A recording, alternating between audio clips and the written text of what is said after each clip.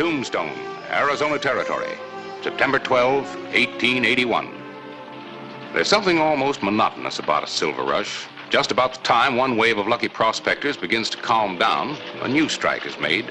And Tombstone is bursting at the seams again with new plutocrats making the most of it, and thugs and sharpies doing their best to separate them from their money. Nothing for Doc Cunningham to do here. Oh, just the coroner.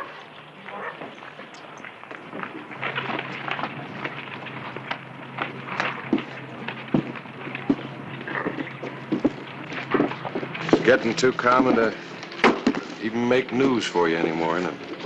You still think it's one gang?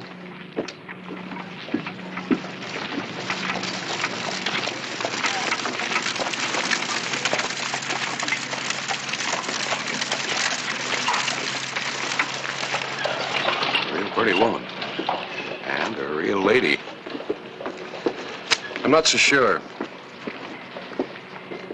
About it being one gang, I mean. Whether it's one or a dozen, they always seem to know which miner has money in his belt, which stage it's worth holding up, how exactly I'm going to ship the bullion, and they know when I'm not going to be here. Tombstone Territory.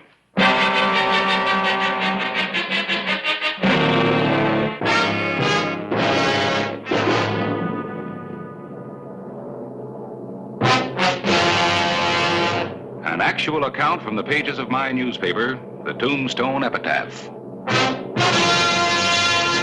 This is the way it happened, in the town too tough to die.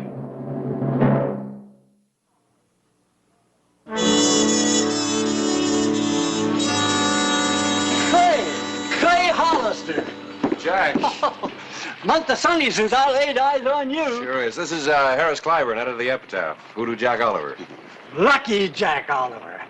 Don't want to mention figures, gents, but just twixt you and me and the lamppost. $40,000 in cold, hard cash. Well, I hope you haven't got it on you. Not so's it'll fall out of my pockets. I've been carrying it around in my money belt. But nobody knows I've struck it rich, so I'm changing my style, gents.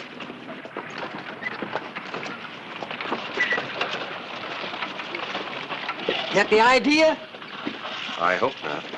Don't it say diamonds? I'm keeping my money on me. Look, Jack, don't ask for it. This sheriff's made you suspicious.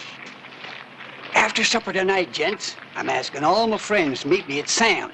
Watch me pick out my diamonds. Your friends, huh? Well, I guess we better be there. Free champagne. Well, see you tonight.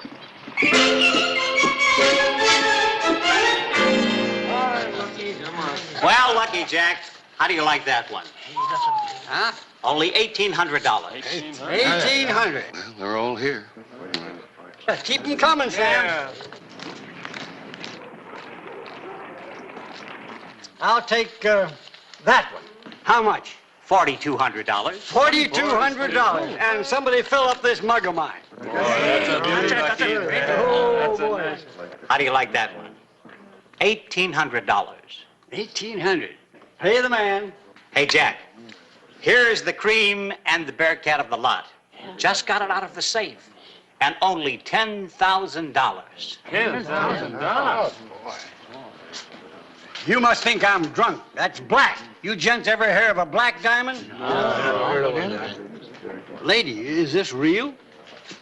That's the most beautiful thing I've ever seen in my life. She must small, huh? Well, wait a minute, missus.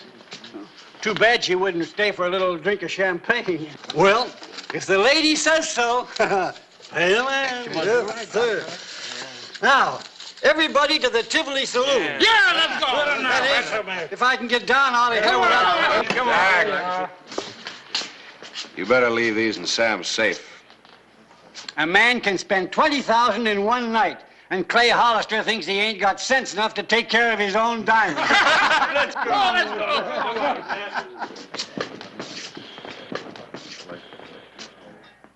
Well, they say there's a Providence that looks out for fools and drunks. Yeah. Well, just in case Providence is sitting down on the job, I'll have my deputies watch him, too.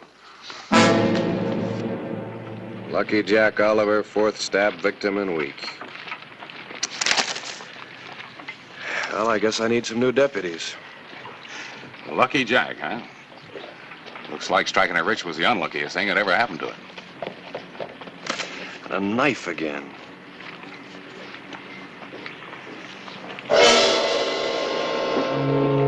Lots of knives in Tombstone. Yeah. See you later, Clay. I'd like to take a look at your figures, if I may. Oh, if you will, please. I've grown to depend on you.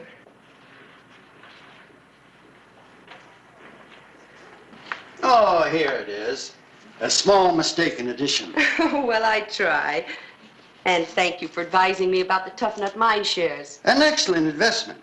I'm sure it's unnecessary to say that the information about their bullion production is quite confidential. Oh, Mr. Starr, of course. It's just that there's so many things going on around here. I know. I read about that poor Oliver man being stabbed and robbed of his diamonds. I wish I knew who took them. Well, I wish I could tell you. Thank you.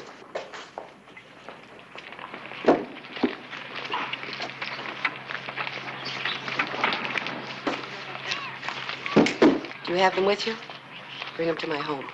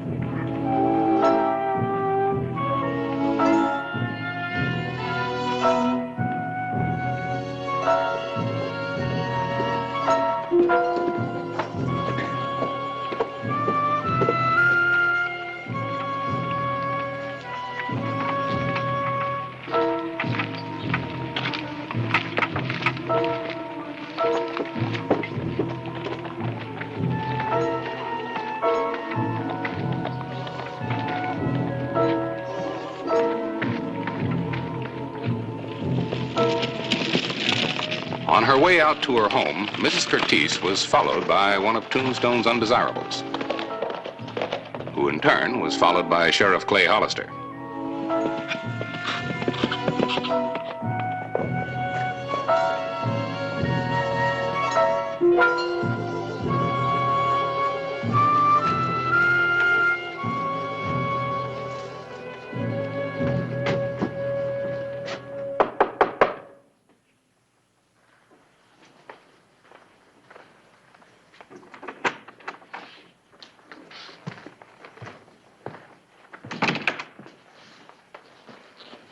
Give them to me.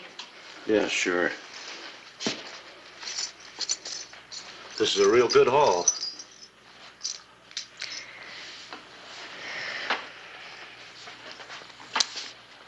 Going into business for yourself, Eric? Where's the black diamond? I was looking at it. I just forgot to put it back. I always figured you were holding out. Now get out of here before I kill you. Look, Mrs. Curtis.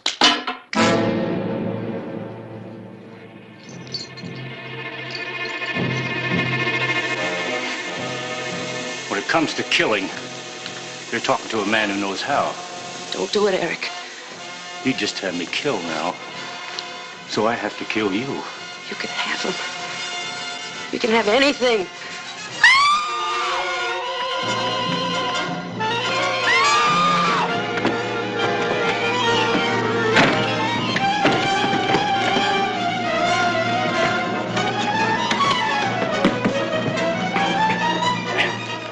Drop it or I'll break your arm.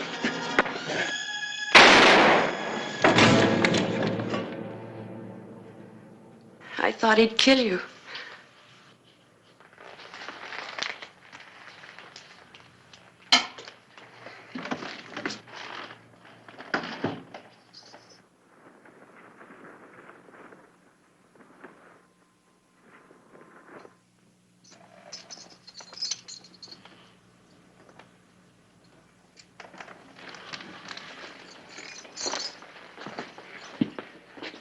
better tell me what happened, Mrs. Curtiz.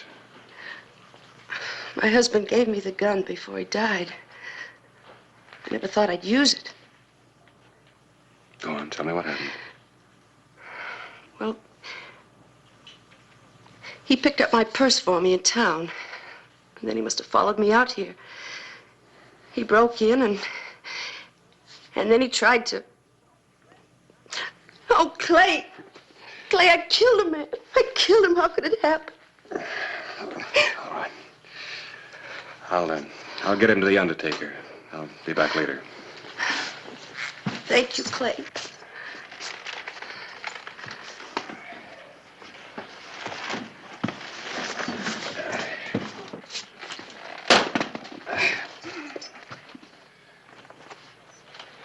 This keeps up, we'll have more people in Boot Hill than we got in town.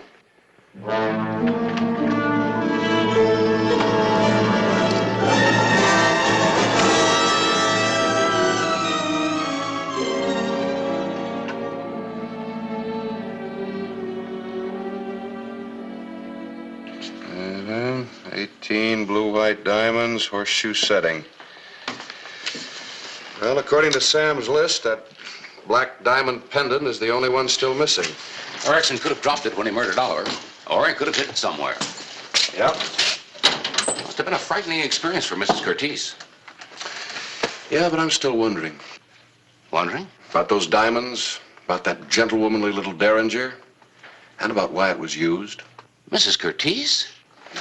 Lucky Oliver was right. This sheriffing has made you suspicious. Could be. What are you going to do? Get to know a gentlewoman a little bit better. You know, I sure miss Erickson. But there's some satisfaction splitting 3 ways instead of 4. I still don't like one of an outfit killing another. Makes me uneasy. There's another thing I don't like.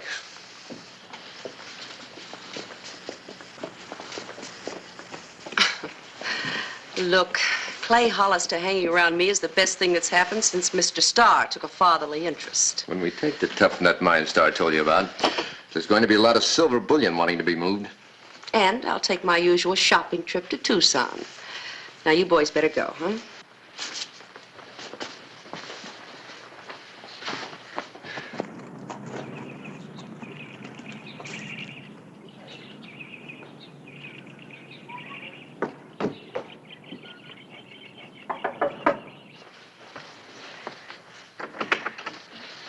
Clay, come in. Thank you.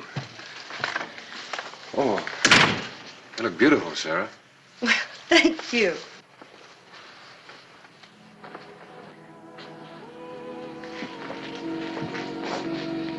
You feel like answering a few questions now? I guess so. Well, as I said, I just returned home from Tombstone, and... No, I mean about the diamonds. Do you have to have all the details? Some people have been killed because of those diamonds. Well, Clay, he offered me some of them. And then he attacked me with the knife. I'm glad you told me. So am I. Because I couldn't keep anything from you now. I never want to. Clay.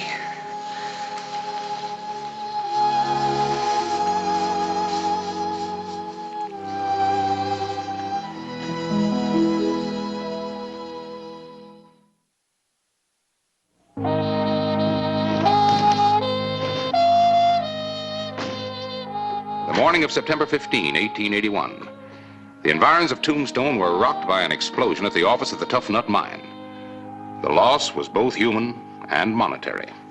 Just how many people knew that the bullion was stored here for shipment? Some of our regular investors. All of them men? No, the principal of our local school, the widow of Reverend Caleb Smith are among the ladies. Well, could I see the list, please? I'll have to go back to the bank. But they're all solid, respectable people. I'll vouch for them.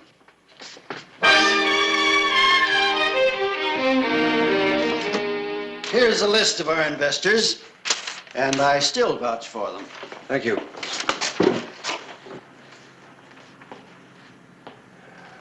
Yeah. Well, I guess I better have another talk with Sarah. Sarah, Mrs. Curtis, is on her way to Tucson. She goes there to buy her clothes. When did she leave? Told me she was leaving early this morning. Be gone 2 days. From what I've been hearing around here, I thought you'd be the first one to know. Well, her name's here, all right. But then so is the school principal and the widow of Reverend Smith and just about every other respectable person in Tombstone. Tell me, Clay, how are you going to arrest him? Wholesale or one at a time? Very funny. But your suspicious sheriff would still like to know why she shot Erickson before he could be interrogated. Any suggestion? September 17, 1881. Mrs. Curtis was due back from Tucson, and a troubled Clay Hollister rode out to welcome her and to again study the mysterious gentlewoman.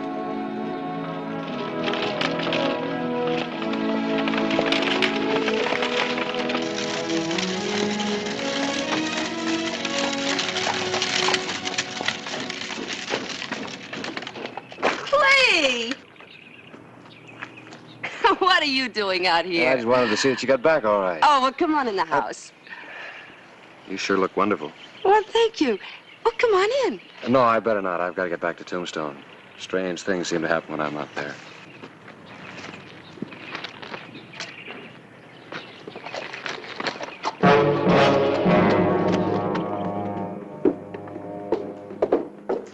Personally, I think you're jumping to conclusions. Clay, you told me yourself she has imitation jewelry by the handful. A rare black diamond just exactly like the one Lucky got killed for? Maybe. And until you know for sure, at least give her the benefit of the doubt. Well, I'm going to make sure. The Tough Nut's got another shipment of bullion about ready to go out. What are you doing? Writing you a headline. I'll give you the details later.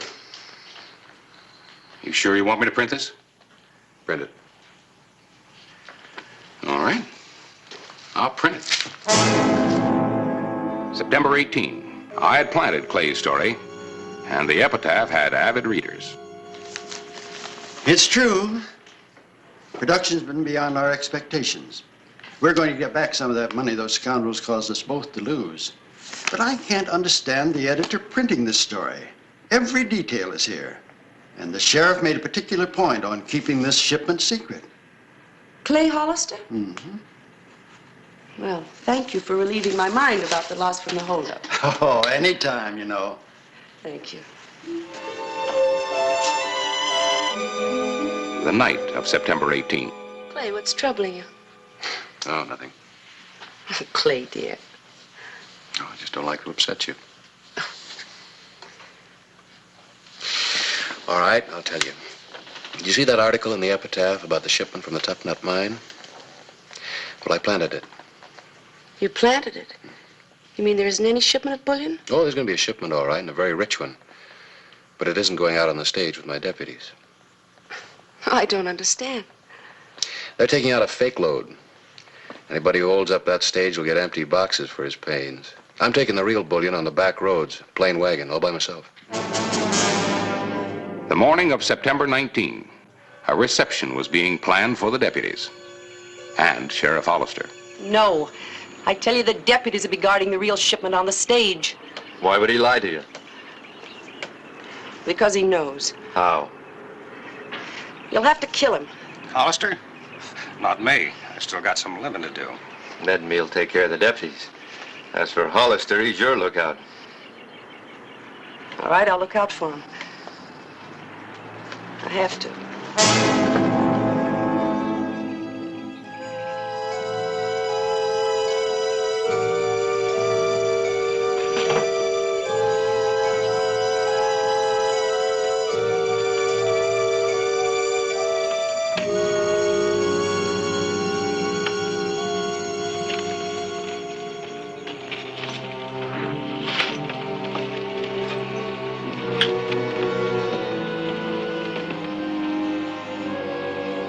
Good luck. Get up, Rick. Up, Ned.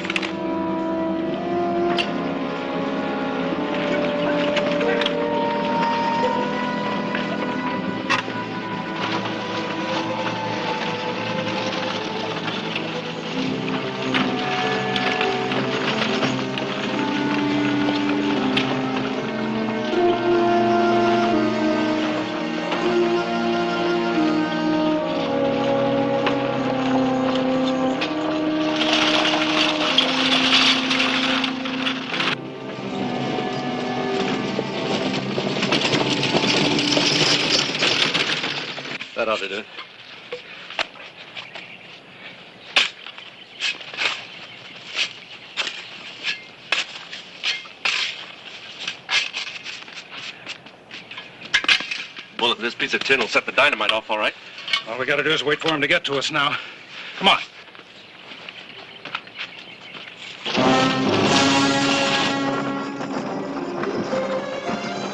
It was the last likely spot for an ambush. Sheriff Clay Hollister hoped he owed Mrs. Curtice an apology.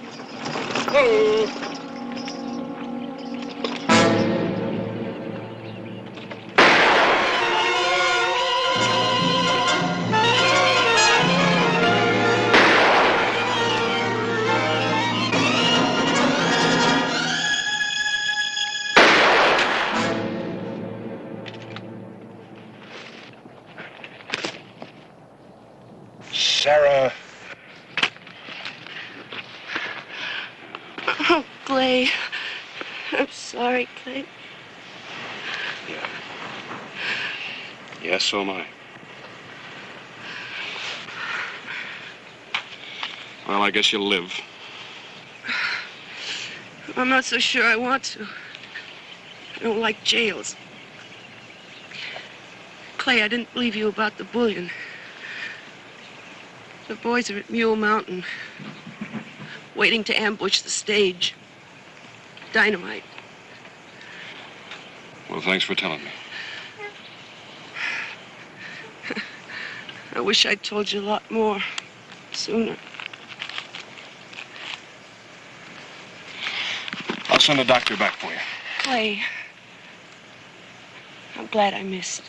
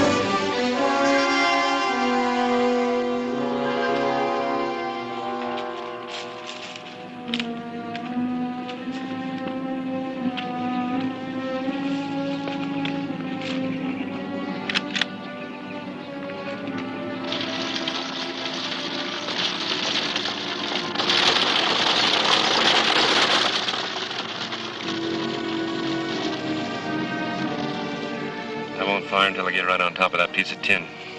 And all we gotta do is find the right pieces. First, you better pick off any deputies the dynamite don't get.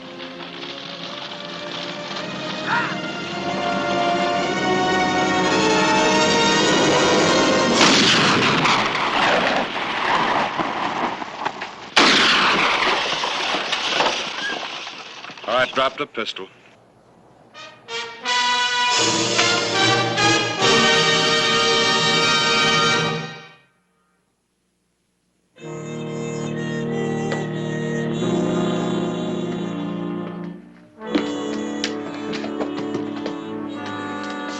Thank you.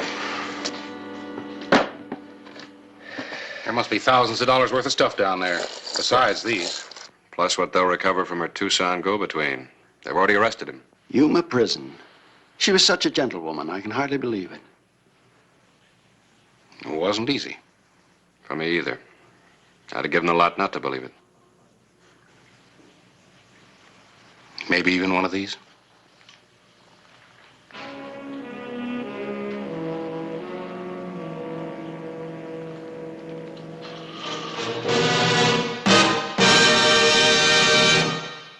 Whistle me up a memory, whistle me back where I wanna be, whistle a tune that'll carry me to Tombstone territory. If your past has run afoul of the law, it's a handy place to be. 'Cause your future's just as good as your draw in Tombstone territory. Whistle me up a memory, whistle me back where I wanna be, to Tombstone territory.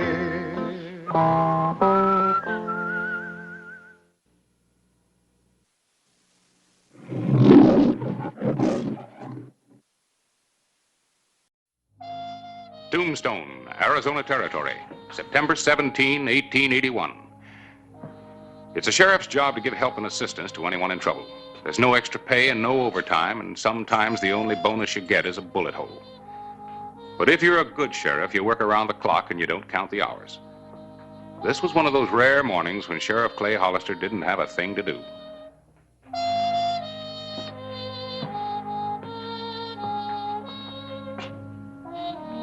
Harris! Harris? Come on in. Morning, Clay. What's up? Oh, well, nothing. I just saw you going by. It's good to see you. Why? One of those mornings. Sit down. Why? Well, to talk. That's the trouble with people today. They don't have time to sit down and talk. Now, come on, sit down. You want to make it a dull day for me, too? No. Why don't you go talk to your prisoners? There's only one back there, old Uriah. Again? Yeah, he's sleeping it off. All I can get out of him is snores. Well, you've got your problems. Mine's breakfast. See ya. Well, what are you gonna have for breakfast? Oh, the usual. Poached eggs, Yeah. toast. Yeah. Oh, confound it, Clay. You know what I have for breakfast. Why don't you talk to your wanted posters or your pictures on the wall?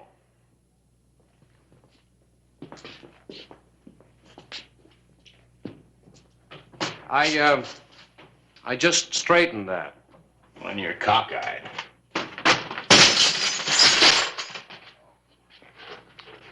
Thanks. Oh, gosh, Clay, I'm sorry. Oh, that's all right, Harris. It's all right. No great damage. Go on to breakfast. That's not what I'm sorry for. Oh. Real bad omen. Real bad. What is? Your picture, too. So? So it means somebody's going to be killed today, and you're involved in it.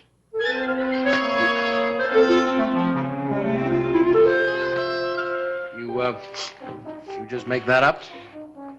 That's right. Uh-huh. You said you didn't have anything to do today, so I just thought that I'd give you something to think about.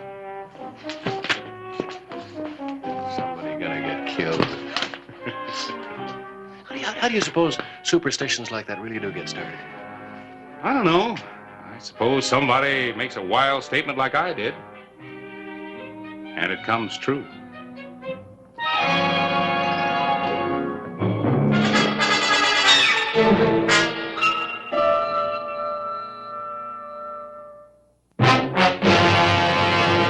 An actual account from the pages of my newspaper, the Tombstone Epitaph. This is the way it happened, in the town too tough to die. Tombstone Territory.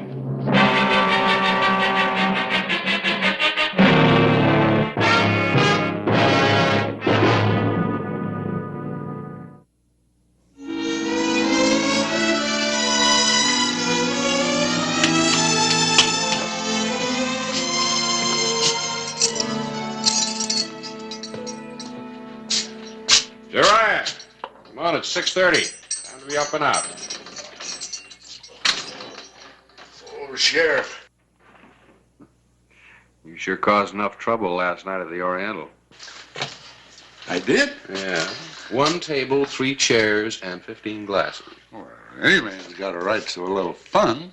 Fun, huh? You know what's wrong with this world, Clay? Nobody ain't got no more sense of humor.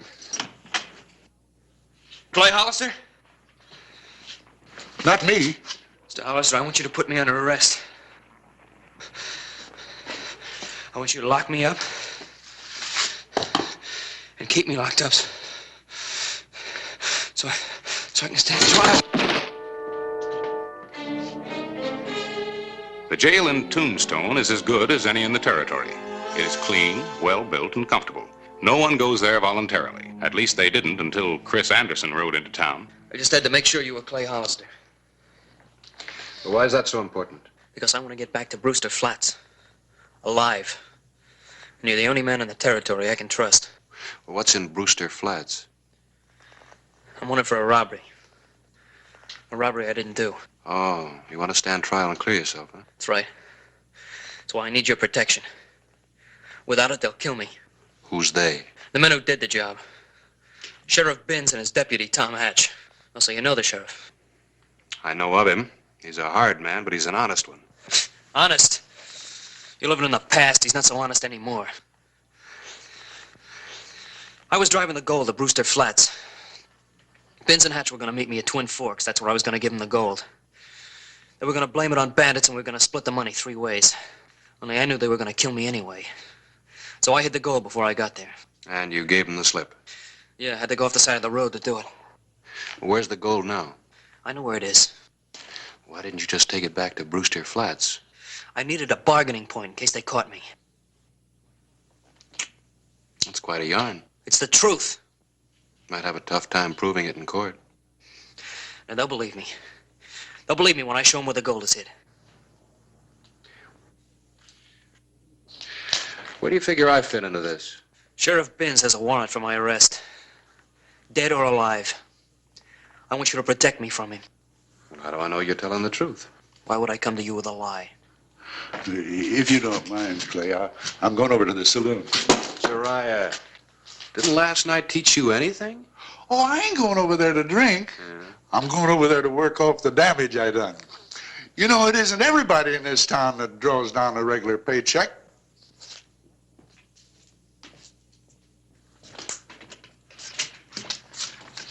Hey, Clay, give a look. Kid, come here.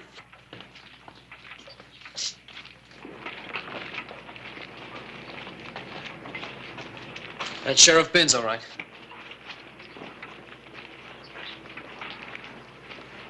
You know, we've all got our problems. I thought you said there were 2 men chasing you. There were 2, Binns and Hatch. And where's Hatch? Well, how do I know? Maybe Binns killed him. Look, don't take any chances with Binns. He'll do anything to save his skin.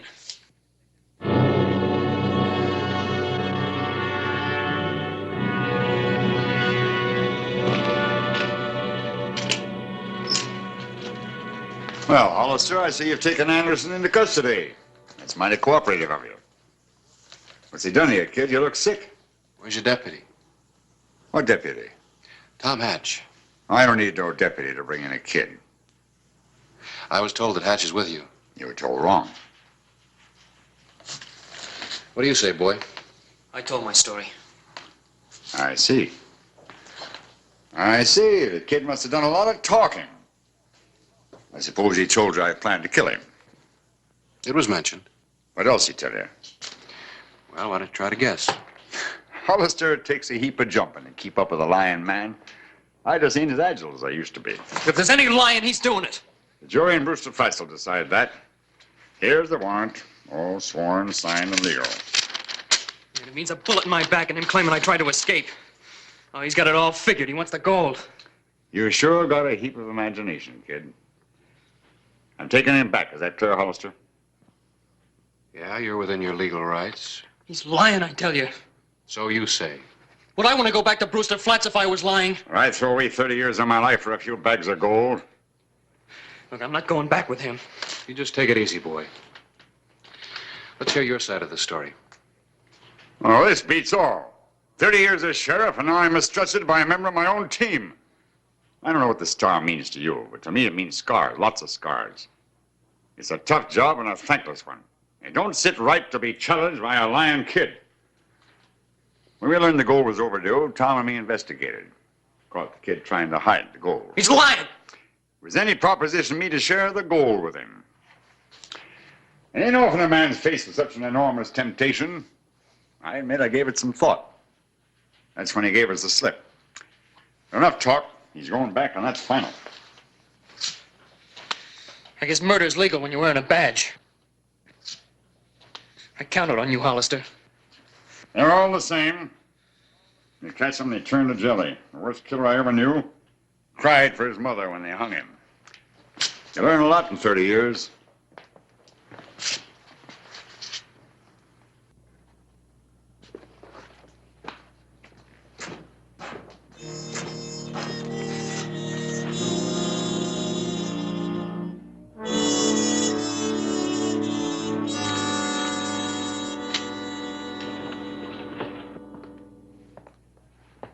prisoner?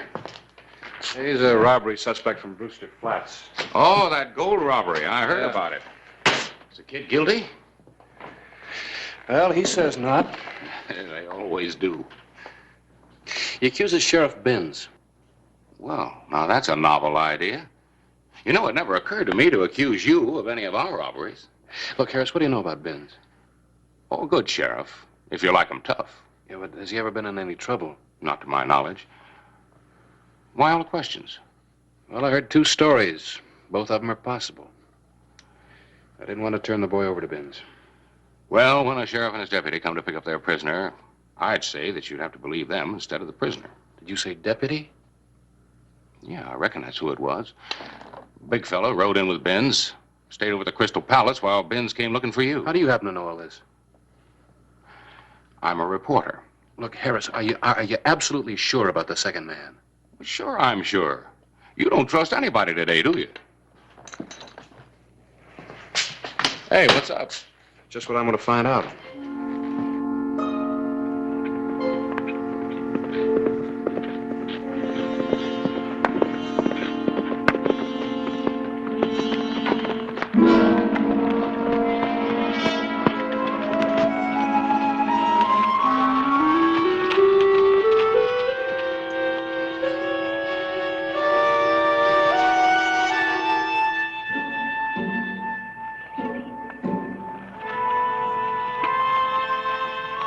All right, Tom, it's me.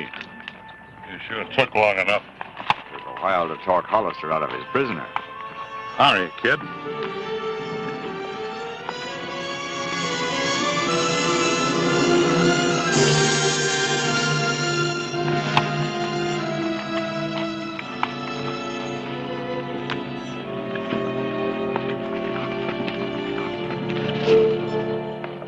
Take it easy, Tom. It's Hollister. I'll handle it. Well, Hollister, I didn't expect to see you so soon again. That's your deputy? I guess I lied a little. Nothing serious. Just a matter of pride, good sense. If I got around how much I need him, I'd be through as sheriff. Get the point? Yeah, I guess I see what you mean. Say, Binns, I think I'll ride along with you to Brewster Flats. Well, that's very generous of you, but I think we can handle the kid ourselves. Well, 50 miles is a pretty long way. Wouldn't want anybody to get hurt. You sure take your job serious, don't you? You got any objections to my company? No, not at all. I have nothing to hide. 2 lawmen or 3. As long as we bring a prisoner into Brewster Flats. I'm glad you see it that way. Mount up, Tom. Guard Anderson. We got a long, hard ride ahead of us. All right, stop grinning and start moving.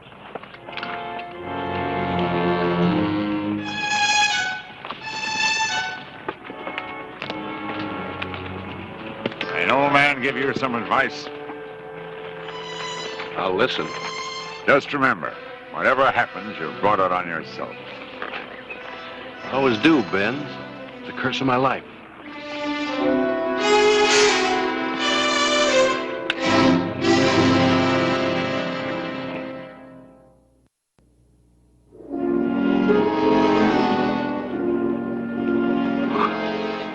Noon, September 17, 1881.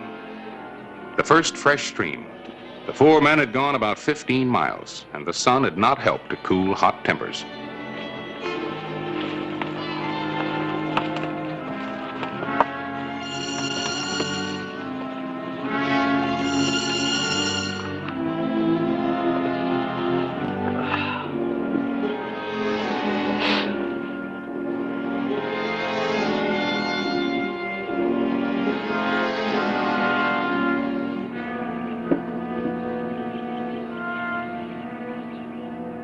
Get Hollister from here. It wouldn't serve any purpose.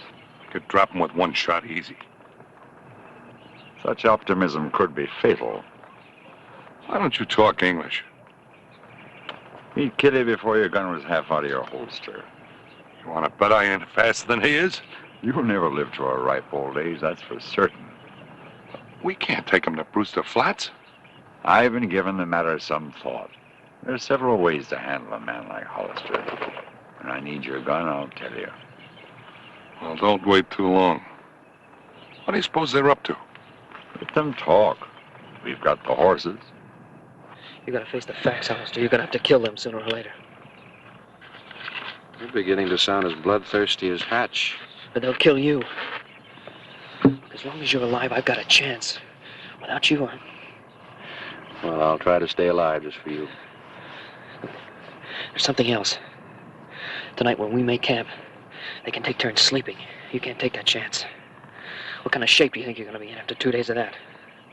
What do you think I ought to do? Just walk over there and blast them? You could claim self-defense. I testify as a witness. I'll get you some water.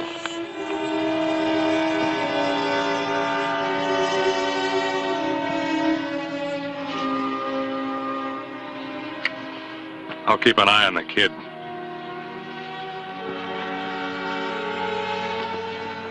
Tom, just keep on walking.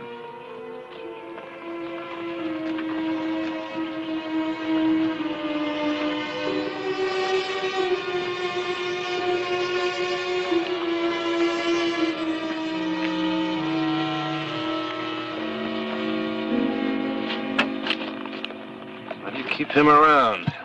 He saved my life once. You don't look that sentimental to me. Or honest either, huh?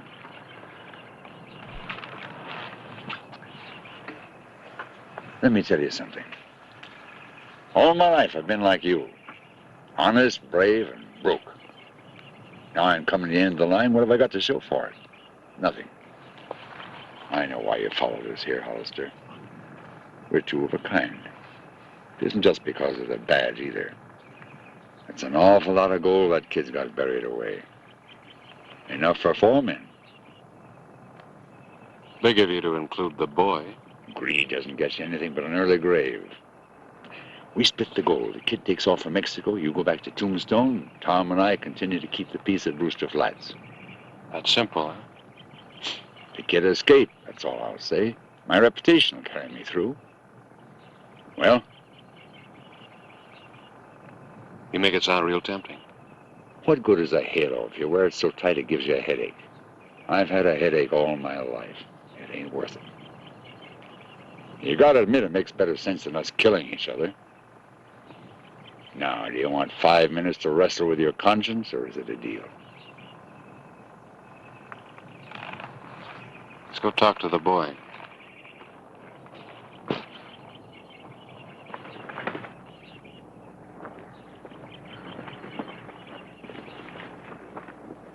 Tell him. He'll believe it coming from you.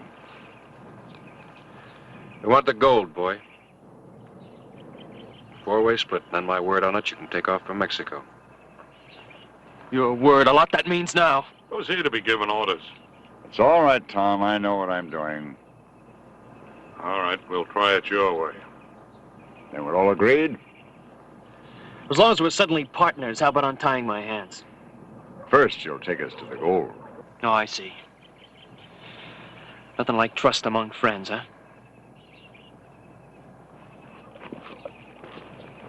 What's the matter, Hollister? Your halo's still pinching?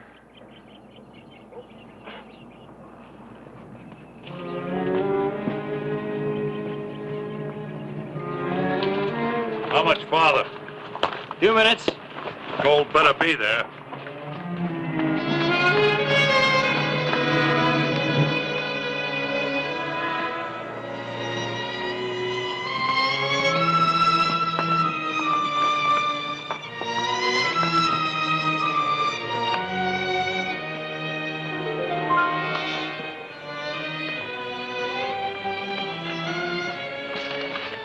Find the gold right under there.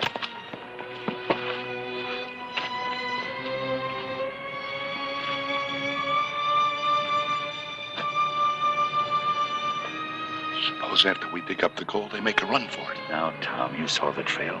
We can kill them before they got 100 yards. Give me your hands. There's a gun in my saddle blanket. Be ready to use it when I tell you to. I underestimated you. I'm just full of surprises.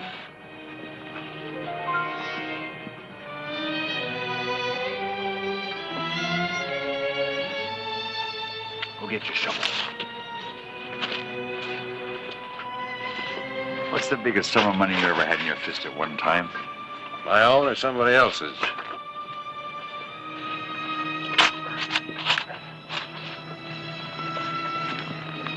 I once had $10,000 in my hand. Yeah?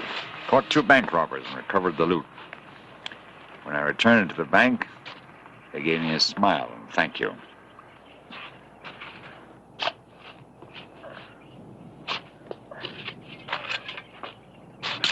Haven't found anything yet. Keep digging. You gotta expect to do some work for a fortune.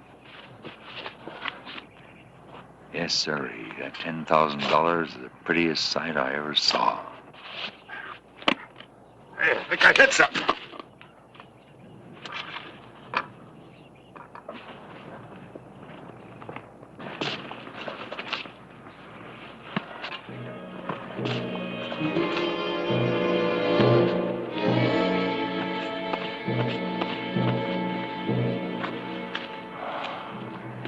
I guess this is it, Tom. All right, hold it, both of you. Get their guns. Good work, boy. I guess your halo doesn't pinch as much as I thought.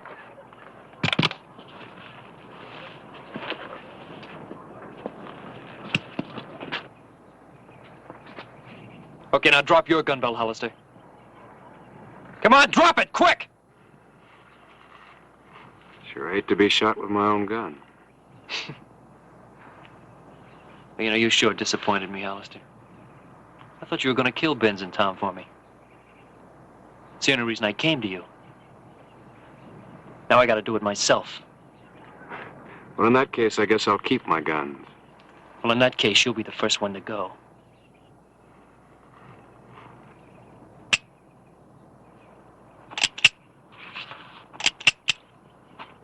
That's right. It's empty.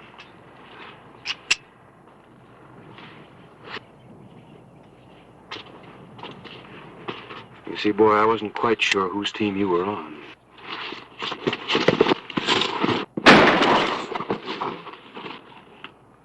Anybody else got any wild ideas?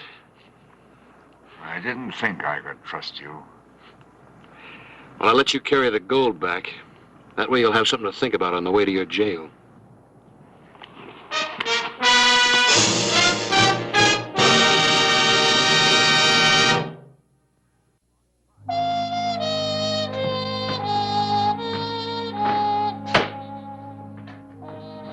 Hello, Harris.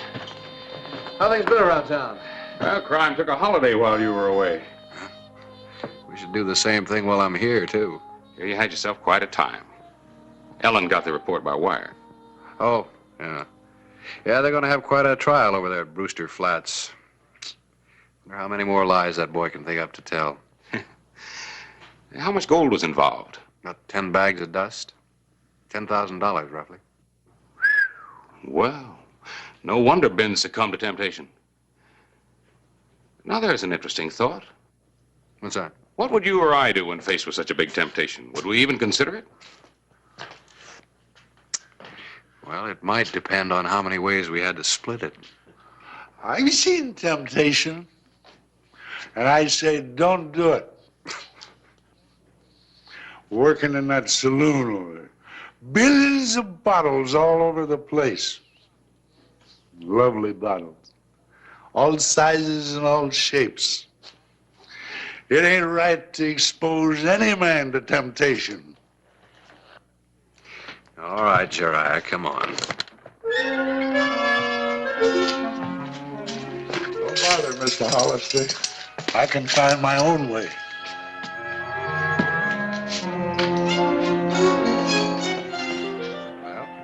There's your answer, Harris. Big temptation comes along, you run. And lock the door behind you.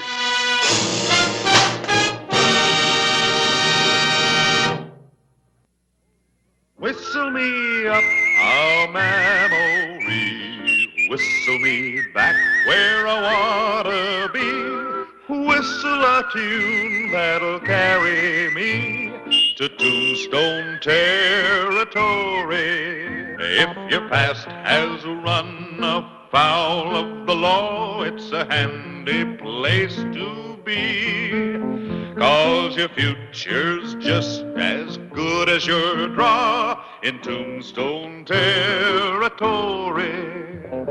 Whistle me up a memory, whistle me back where I wanna be, to Tombstone territory.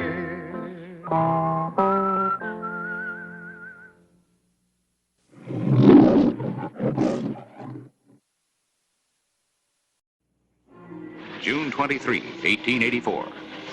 A train was passing close to Tombstone, Arizona territory, carrying a party of roistering political conventioneers headed for Chicago. But two of the men on the train were not going to Chicago.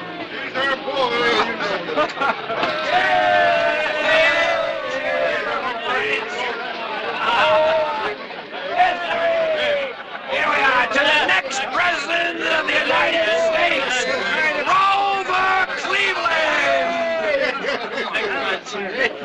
Now, wait a minute. You boys don't look happy. Why ain't you happy going to Chicago to nominate that great American Grover Cleveland?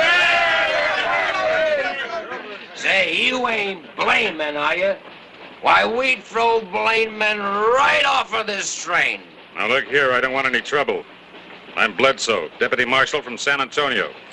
And this here's Sam Carver. Murdered an express agent in the holdup, then broke jail by killing an unarmed guard.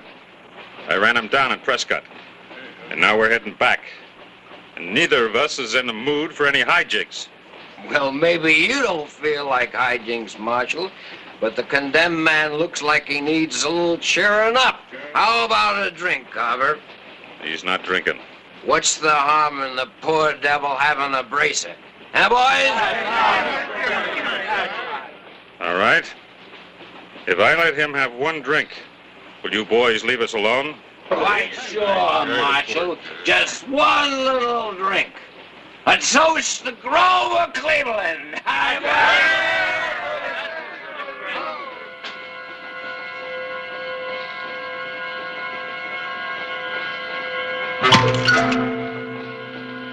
Stand in your tracks. First man that moves, I'll kill him.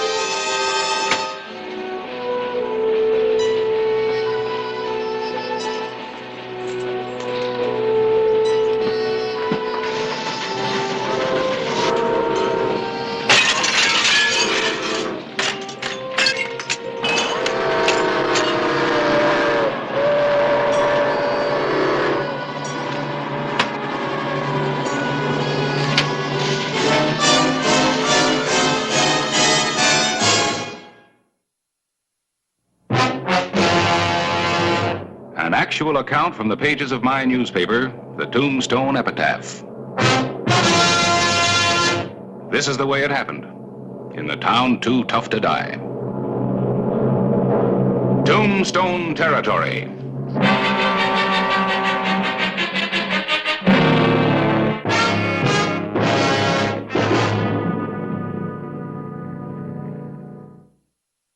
June 24, 1884. Morning, Clay. Bringing your diary up to date? No, accounts, bookwork, reports. People have the idea that being a sheriff is 1/10 chasing after criminals and 9/10 sleeping in the sun.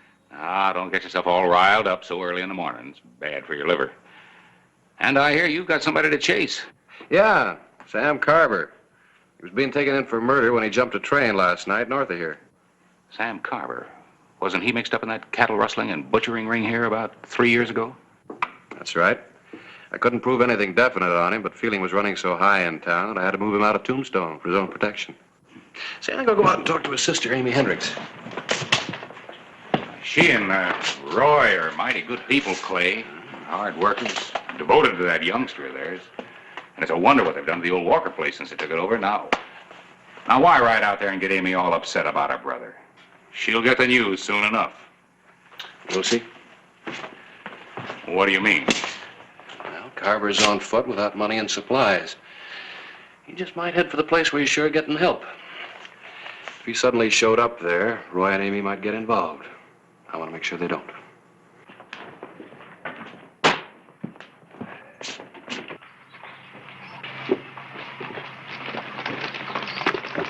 Roy and Amy Hendricks aren't the kind to aid and abet a murderer, even if he is a relative. Well, maybe not, but the report said Carver was armed. He may not have a choice.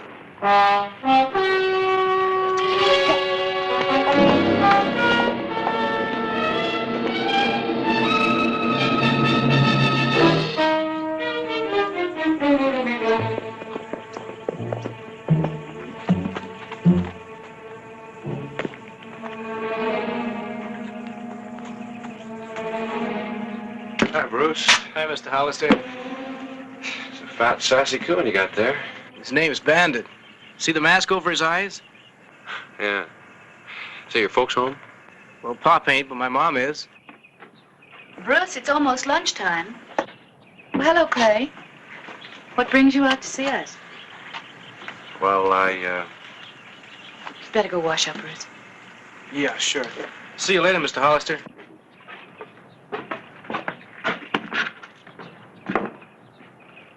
Yes, Clay. Boy tells me your husband isn't home, Mrs. Hendricks. I'm sorry. I wanted to talk to both of you. When was the last time you heard from Sam? About 8 months ago, he wrote us from San Antonio. He needed money. He's not in trouble, is he? I'm afraid so. What happened? He killed 2 men, badly injured another one.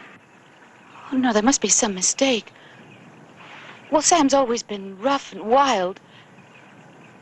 And he's been weak, but what Sam wouldn't kill. I'm sorry, ma'am. There is no mistake. You haven't changed a bit, have you, Clay? You always were ready to condemn him without proof. Why did you come out here, Sheriff, just to gloat? No, ma'am. I came out here to prepare you and to warn you. Of what? Well, there's a chance that Sam may come to you for help. If you give it to him, it's a criminal offense and subject to prosecution. Sam wouldn't come near us or Tombstone. I hope not, because if he does, I expect you to let me know. You expect? You expect? Even if he were to come here, what right have you to expect me to betray him? My right as the representative of the people that gave me this badge, your neighbors, friends. Would you betray them? Go away, please. Times I'm not overly fond of my job. This happens to be one of them.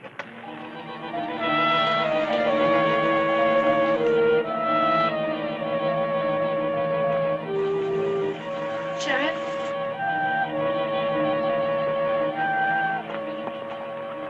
I suppose you were just doing your duty. I'm sorry. All I'm asking is for you and Roy to be careful. You will have it then that blood's thicker than water, won't you? Isn't it?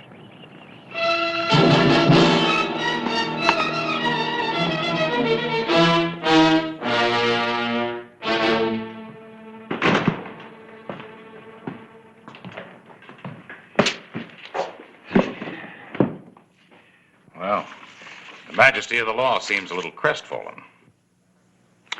Harris, there ought to be a special course in how to deal with women. Kitten have claws? Oh, no, not that, but I did get her upset. Maybe you're right. Maybe it is all for nothing. One thing I've learned in a checkered career, Clay, the view's terrible looking backward. If you made a botch of things, forget it. Thanks. And as for women, you could study them for the rest of your life and wind up an ignoramus on the subject. As Alexander Pope said, woman's at best, a contradiction still. Mr. Clyburn, you're a great comfort to me. Not me. Alexander Pope.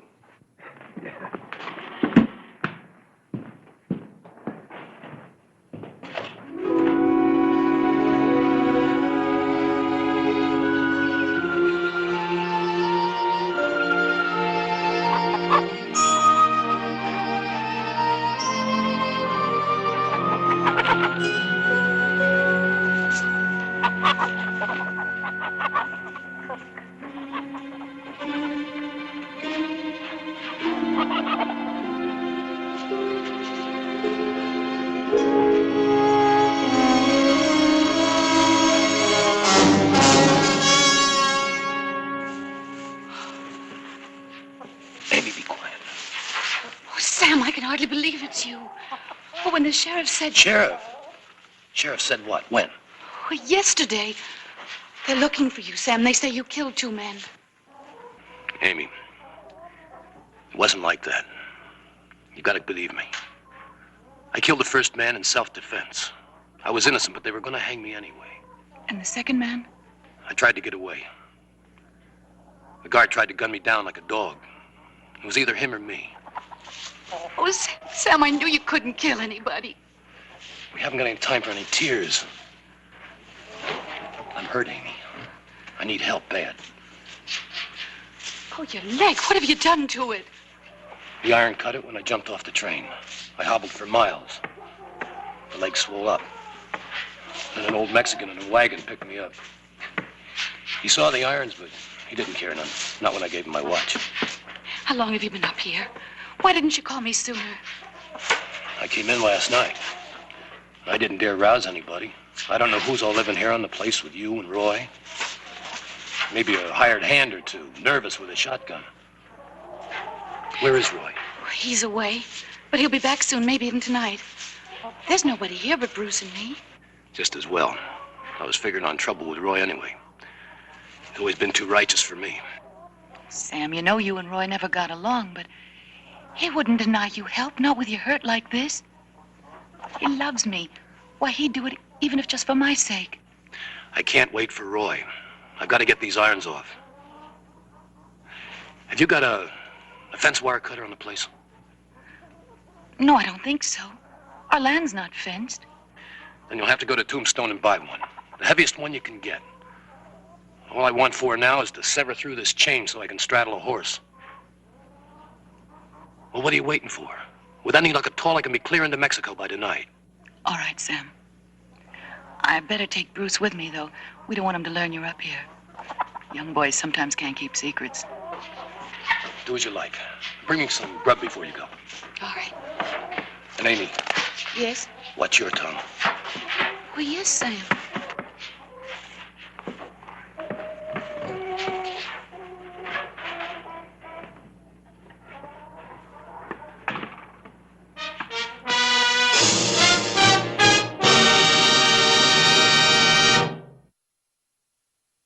Well, now here's the muslin and the thread.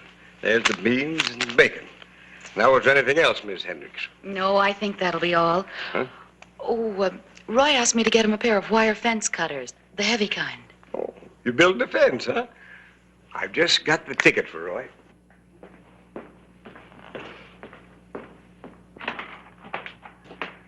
Hello, Bruce. Hello, Mr. Editor. Well, good morning, Amy. Good morning. How's Roy? Oh, he's fine, thank you. Well, now, at least you get the job done. Well, good morning, Miss Editor, and what can I do for you? There's no hurry, Esau. You go right ahead. Something sort of personal. Oh, I'll be with you in a jiffy. Now, that'll be $5.50. Put bacon right in there, and beans here. I'll keep these here so they'll be out of the dust.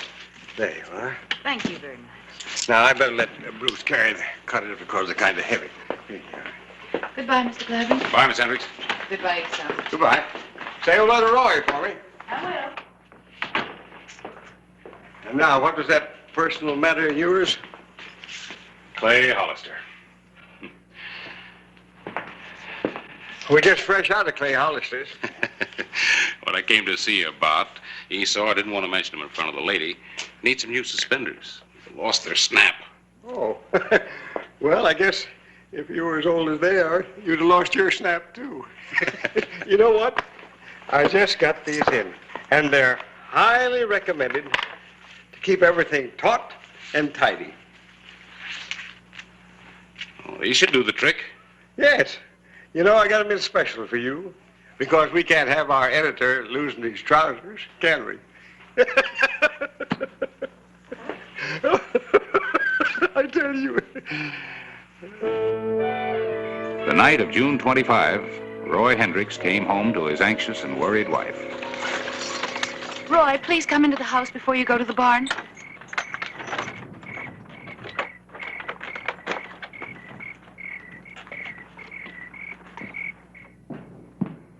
Amy, what's wrong? It's way after midnight. Is Bruce... No, darling, he's all right. Sam's here.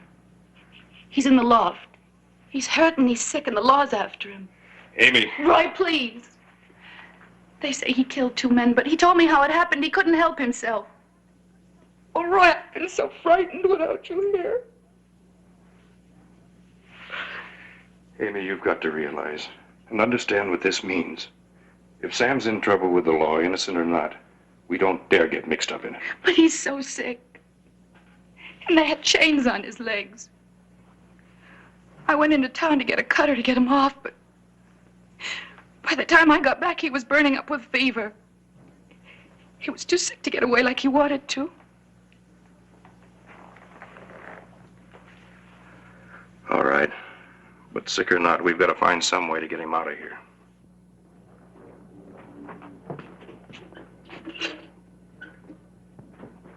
Roy, don't antagonize him.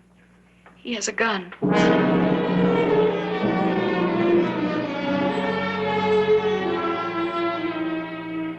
Let's see that leg.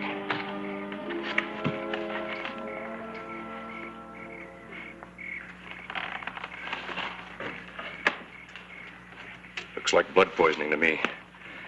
Reckon we better get you a doctor and fast or you're a dead man. Not Doc Cunningham in Tombstone.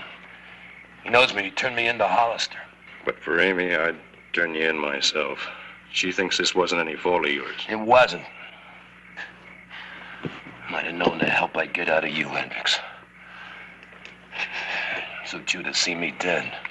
Suit me more if you were a long ways away from here. Roy, I got the chain cut. And I'd been gone before now. But the sickness come over. I'm as weak as a kitten.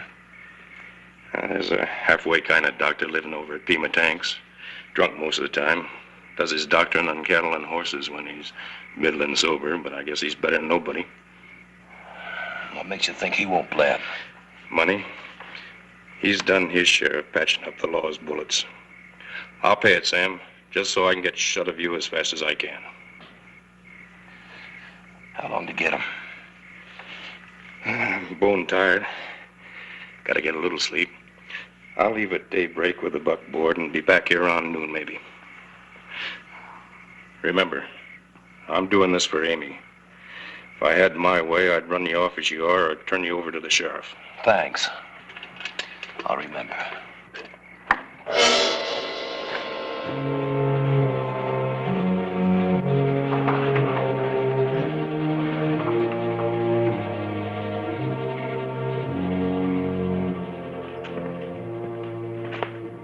Hello, Harris. Morning.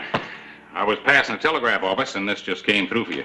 Oh, thank you. It's a follow-up on the Carver case. Bledsoe, the deputy marshal, had a concussion, but he'll be all right. Oh, well, now I don't have to open it. What do you mean? Well, you told me what it said. Well, naturally glanced at it as I brought it over. My newspaper instinct. Naturally. Hey, this description of Carver's interesting. Description? You know what he looks like. Yeah, but I didn't know he was wearing leg irons when he jumped off the train. Leg irons?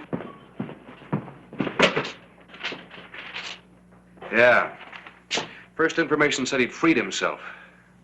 Harris, if Carver's weighted down with irons, he's got to be close around here somewhere. And he's got to have help to get rid of him. Well, what's the matter? Clay, it might just be. Oh, confound it, it's got to be. What has to be?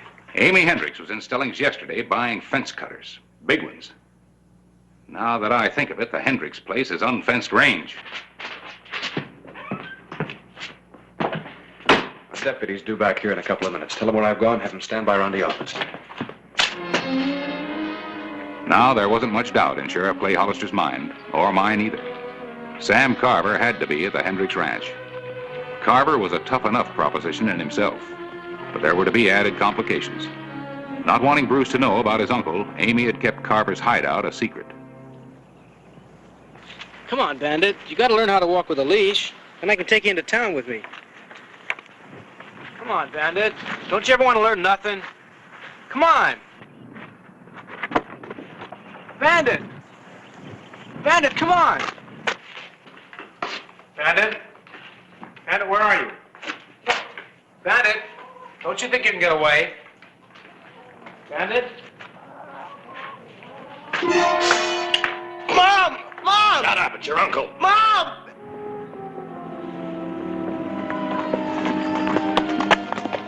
Please, let me go! Mom! Mom! Please help me, Mom! Sheriff! Mom! Please, Mom! Sheriff, he's got bruised. Stay back. He'd kill you, sister or not. My brother's sick. He's half out of his head. I've got to get Bruce. Stay here. Let me take care of him.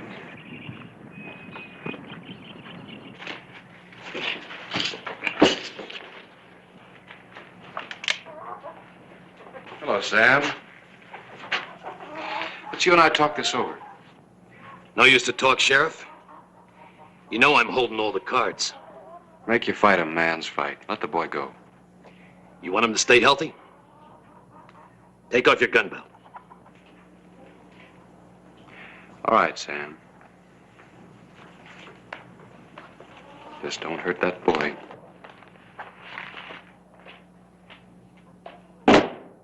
That's more like it.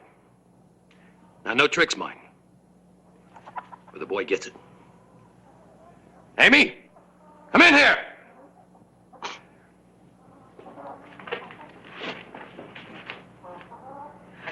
Sammy's your own nephew. It's no good. He's already killed 2 men in cold blood. You think he's gonna start acting like the fond uncle now? Shut up. Amy, fix me some grub in a sack and a canteen of water. Me and Bruce are taking Hollister's horse. Go on.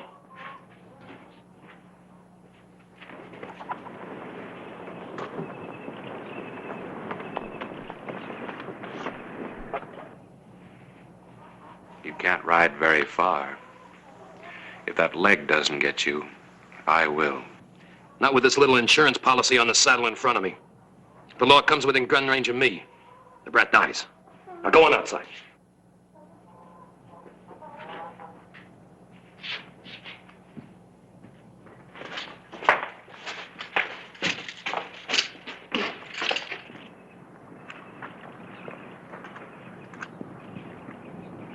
All right, that's far enough. Turn around. Go get the horse. Bring it in.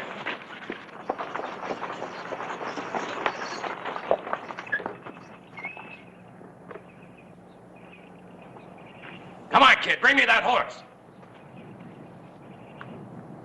Bring me that horse or I'll kill you. Don't do it, Roy. You haven't got a chance. Sam?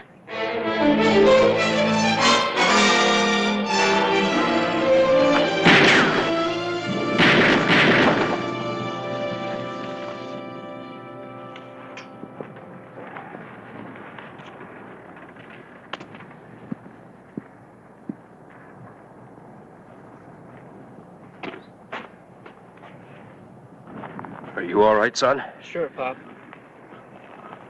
Bullet went clean through. Nothing busted. How about the other ones? You won't have to do anything for him. Let's get him inside.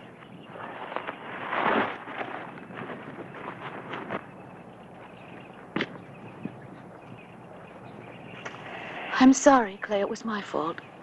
I believed him. It is thicker, isn't it? But it spills just as easy.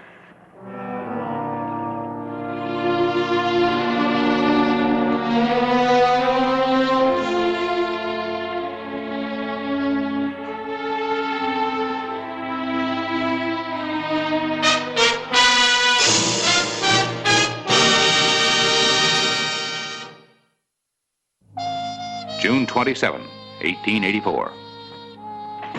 Buy us some breakfast? Oh, no, thanks. I've had mine. Wait a minute. This might interest you.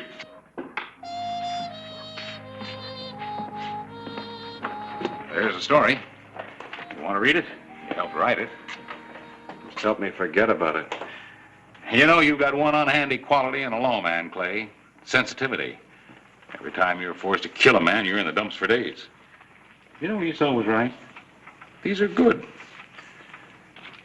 Good sheriff, good suspenders. Gives a citizen a nice, secure feeling.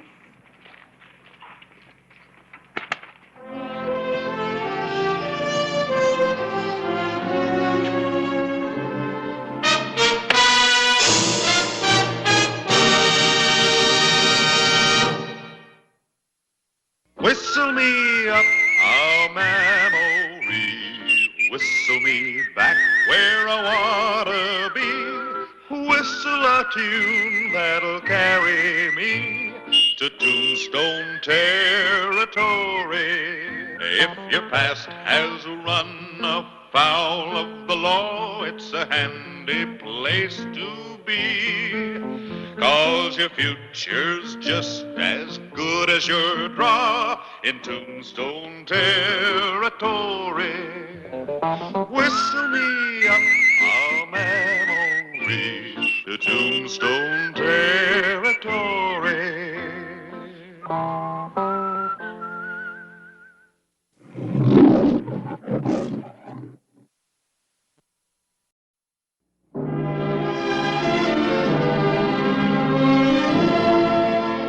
Tombstone, Arizona Territory, July 8, 1885.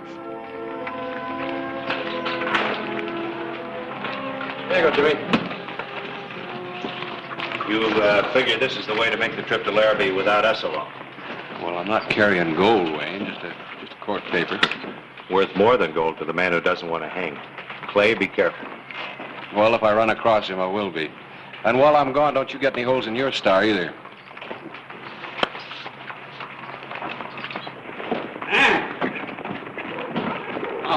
Here, man. That's your father. I got my rights. Stepfather. Maybe I could put up with you as long as Mother was alive, but I don't have... If you think you're going to run off like this... Watch me. You traveling, Miss Worth? As far as I can get from him and all I've known here. I didn't expect this kind of interference from the law. She's old enough to make her own decisions.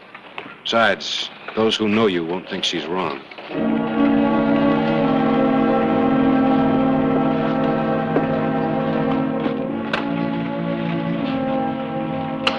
All right, Smokey, line them up.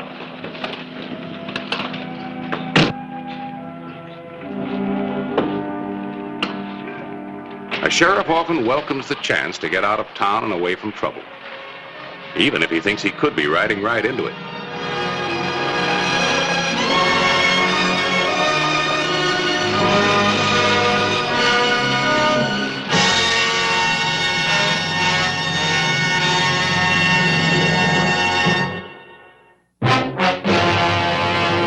An actual account from the pages of my newspaper, the Tombstone Epitaph.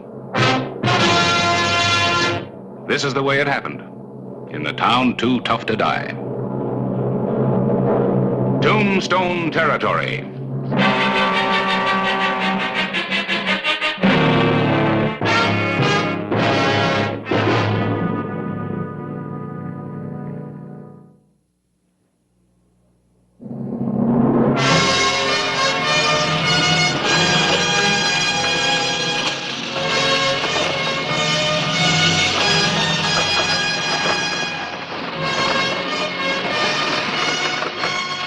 From Tombstone, it was a grinding 2 days' ride to Larrabee, if the coach got through.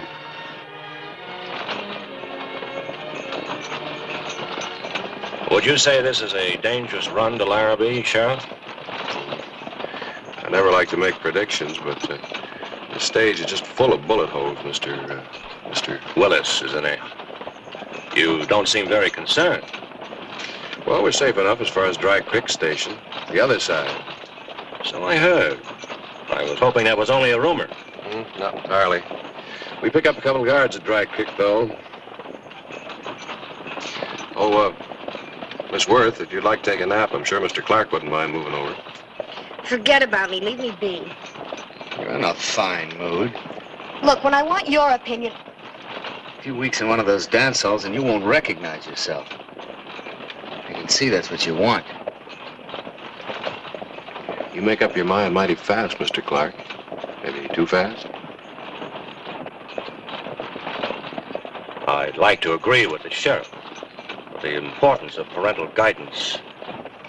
Look, Will everybody please talk about something else? Should have left her back in Tombstone. That old man of hers was probably right.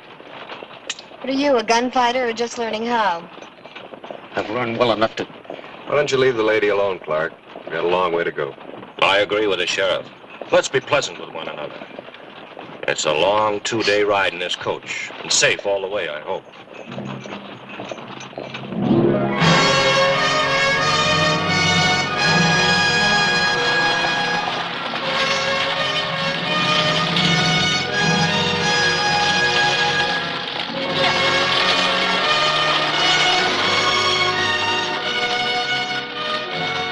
As miles roll by, a coach filled with 4 people seems to grow smaller as tempers grow shorter.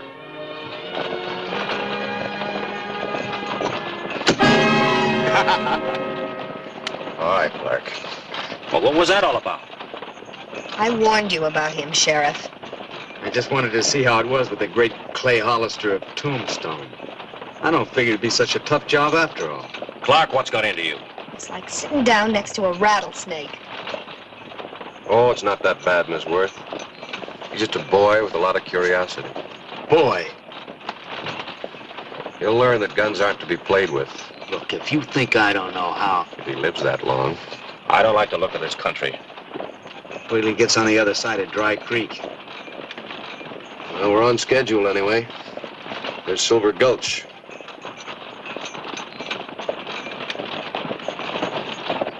Sounds like money. Somebody strike it rich at Silver Gulch. You've got to have a sort of special sense of humor for a lot of things around here. A party of people ran into some Indians years back. Their bones turned sort of silver. Got that name. Well, what do we got to worry about? We got the great Clay Hollister with us, guns and all. Why, just one look at him and a real bad man at hightail for the hills. Hey, Sheriff? I hope not. Don't like running after people to bring him back. Takes a lot of time, saddle leather. Sheriff, I'm a trifle curious about this trip you're making to Larrabee. Not that I know anything about law enforcement, really, but... Well, I did happen to overhear something said to you back in Tombstone about a court paper you're carrying. Something about a murder case. Well, I see no reason to be mysterious about it since we're all so friendly like this.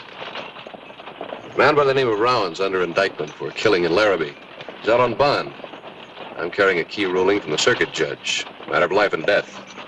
Not mine, I'm pleased to say. It's very interesting. Is Rowan a man you know? No. You ever seen him? No, not even that. I can't recall meeting you, Mr. Clark, in Tombstone. Just passing through. Not my kind of territory there.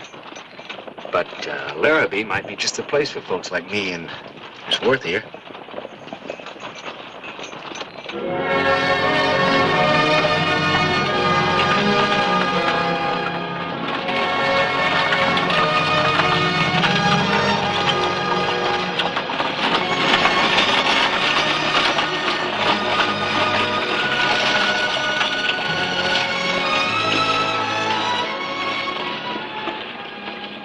On an overland trip, passengers get to know each other real well, whether they want to or not.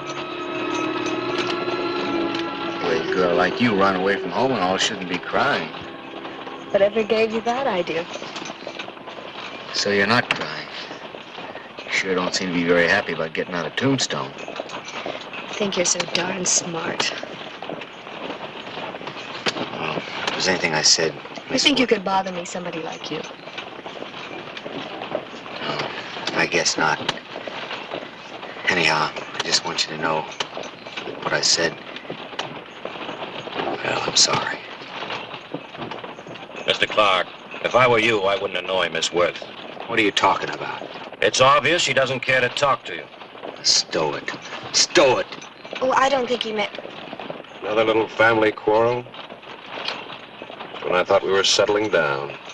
Mr. Clark had impressed me in his own way, of course, of being a really tough sort of man.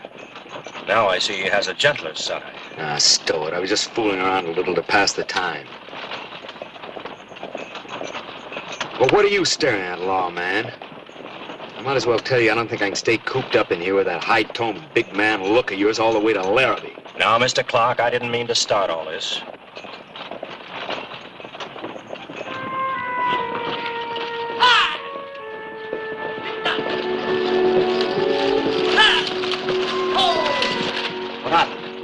Why should anything be happening here? I don't know. Might be a roadblock up there. Take it easy with that gun till we find out. Yes, if we just keep calm. Rock slide, Sheriff. Nearly spilled all of us.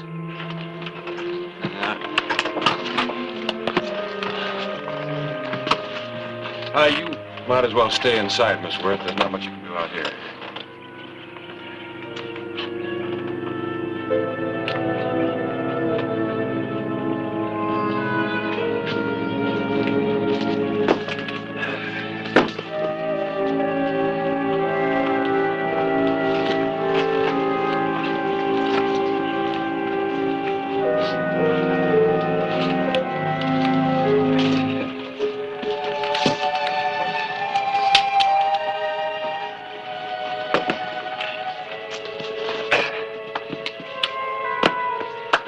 I think we can get through now.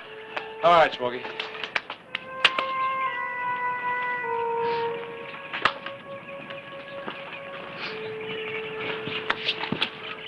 Driver, I'd like to wash my hands. I think we can spare a little water.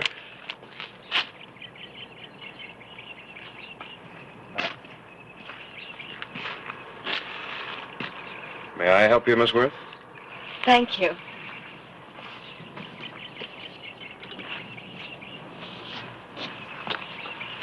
The exercise feels good. Not my kind.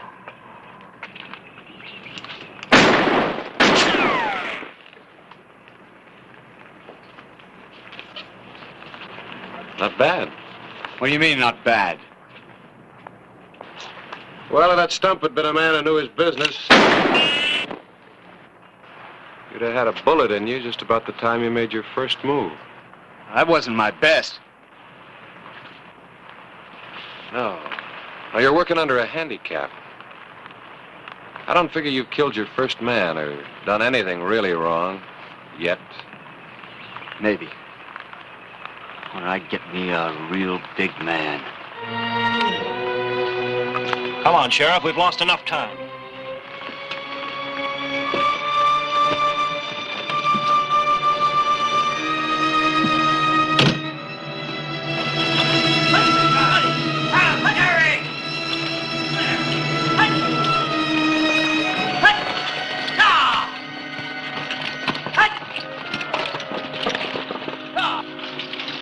The night of July 8, 1885.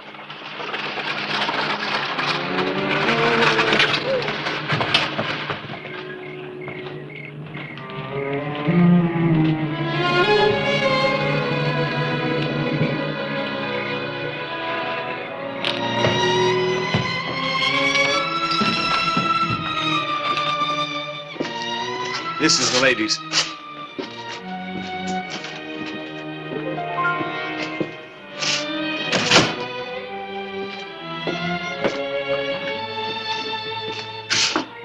That's mine.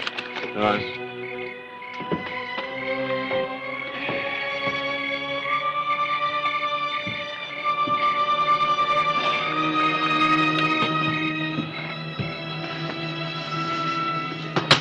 Drink of your finest whiskey.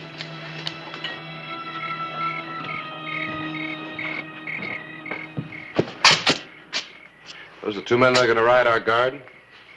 Never seen that pair before. That two men better be here by morning, Sheriff Hollister. Yeah. Hollister? Not Sheriff Clay Hollister, the big man from Tombstone. Hey, couldn't be.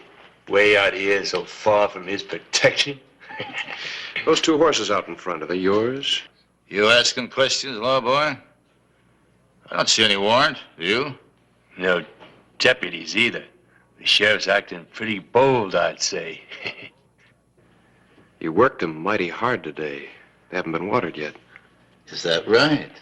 Did you hear what the sheriff says? My. Well, I'll tell you, Sheriff, there ain't much help on the station here. Only the agent there. And he's taking care of us, so, suppose you take 4 bits and do the job yourself. Can we share a room, Sheriff? If it's all right with you. Sure. I'd say they'd make a nice pair, wouldn't you? Just lovely.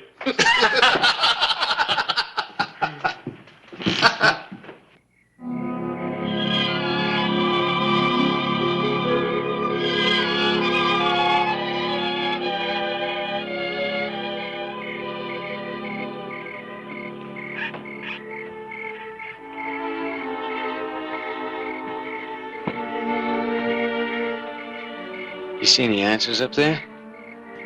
Am I looking for some? Maybe. You still think you did the right thing in running away from home? I had no choice. I had to leave. I left home when I was 13. It's a funny thing about running. Once you start, it's hard to stop. Do you want to? To stop? Yes. I don't know.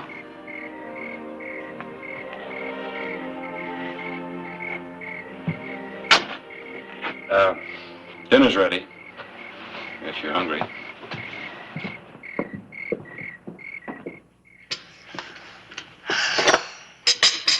May I? Here, I'll help you. And then we all better turn in. We'll be making an early start in the morning. All right. I thought I might go out and get some air. Well, don't wander.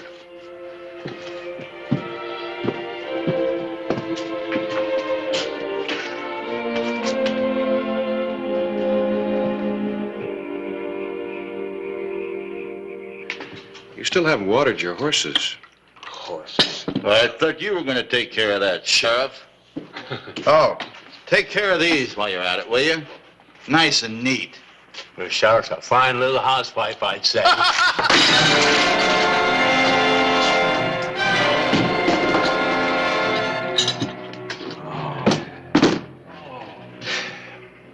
Sorry about those plates. Put them on my bill. Take care of these. And have them gone by sunup. Well, I'll go water their horses.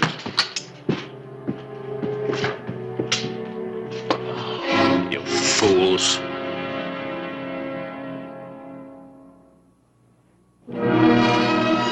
The morning of July 9, 1885. A day's ride from Tombstone.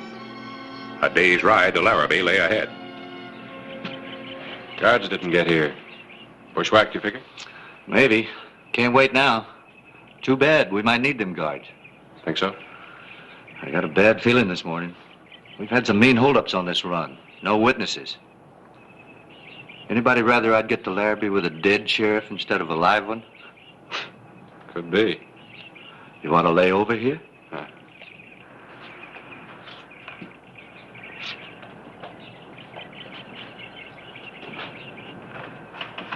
Mr. Clark.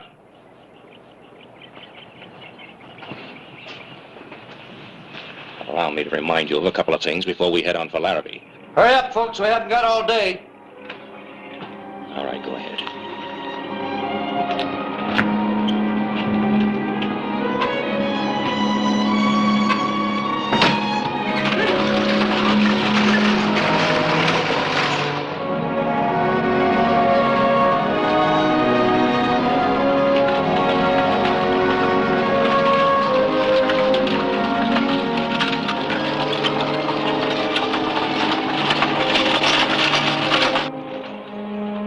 Say we're reaching the bad stretch now, Sheriff?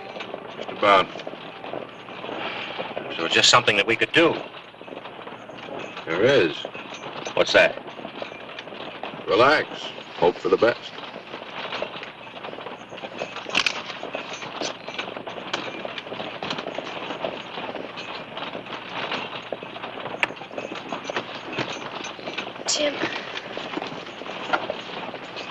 Jim, I don't understand.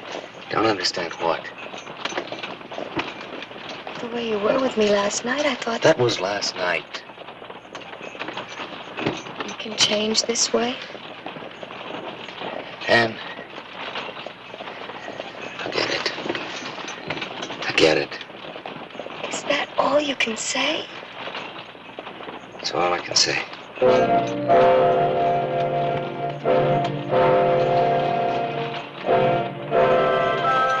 The dusty afternoon wore on. A rambling stage, edgy nerves, 3 hours from Larrabee.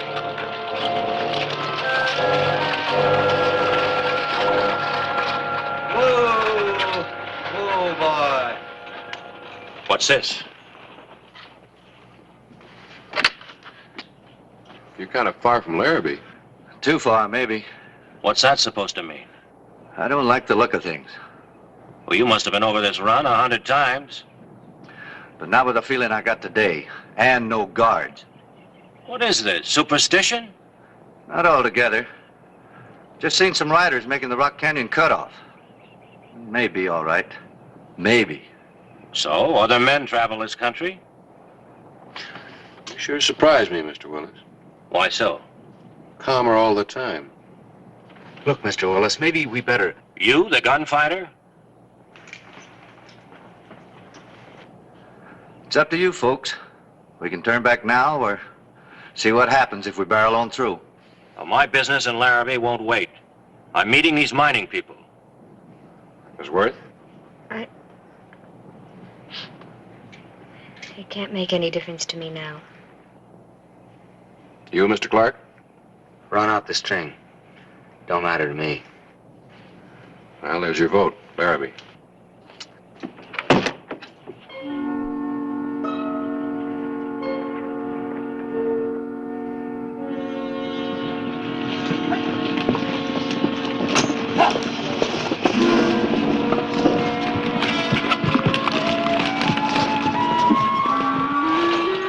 Miles will tell the story. Well, it doesn't have to happen. I mean, there's nothing inevitable. Man gets a feeling. Being a law officer?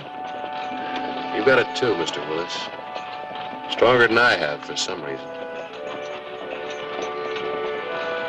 I'll have to ask if you're armed. How about you? Well, I've got this little Derringer, although I'm not sure what I could do with it in an emergency. We may find out.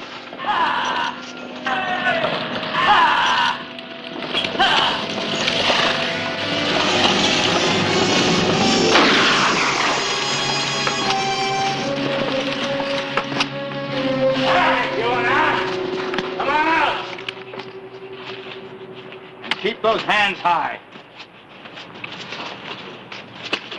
Stay here. No matter what happens, stay right here. Drop those guns.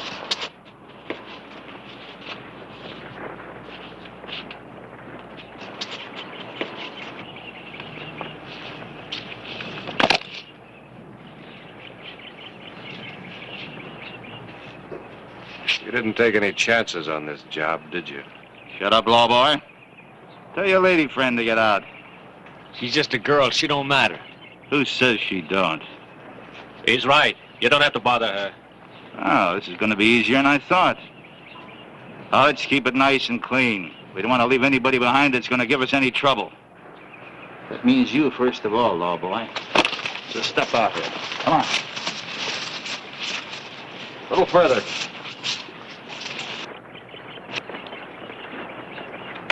I got you two covered. Hold everything right there.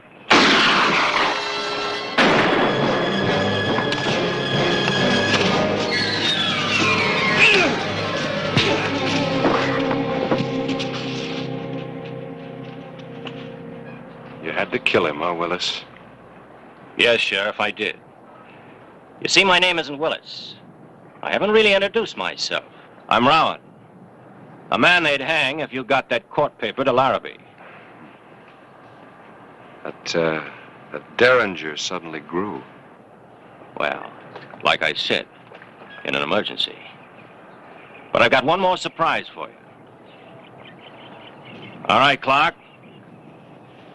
Just like I promised. You get your first real big man.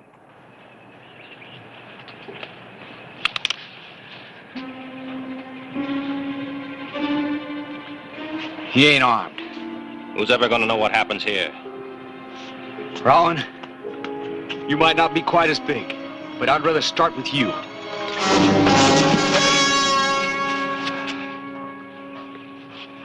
Stay just like you are, boy. Not quite sure of yourself.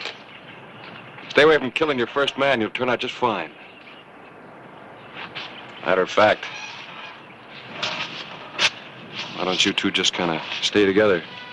That'd make it easier for both of you.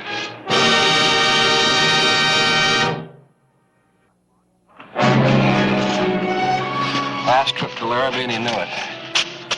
Get around back. Clark, get some luggage rope and tie up our friend from the Dry Creek station. Yes, sir. Oh, and by the way, May not be much of a killer, but can you drive a stage? I still got to get to Larrabee. Yes, sir.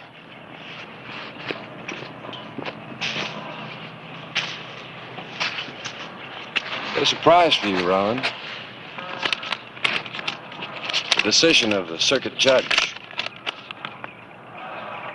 Evidence against Rowan not sufficient for indictment. Now, of course, you've written your own death warrant.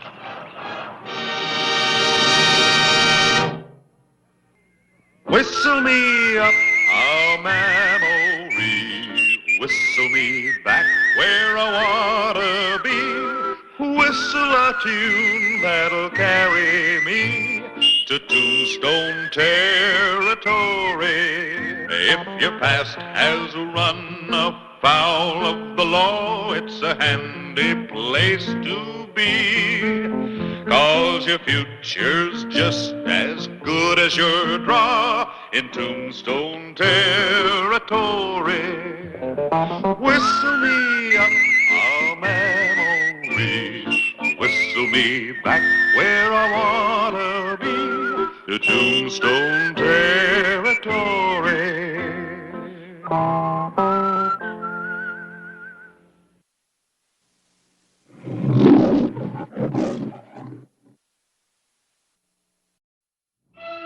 Tombstone, Arizona Territory.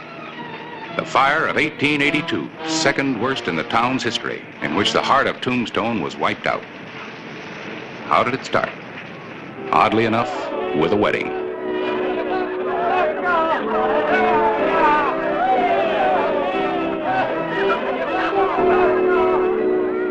Pop Tuttle could have been married in his own town of Benson, but he had his own good reasons to be married in Tombstone. Better move to Benson, folks, where life is good.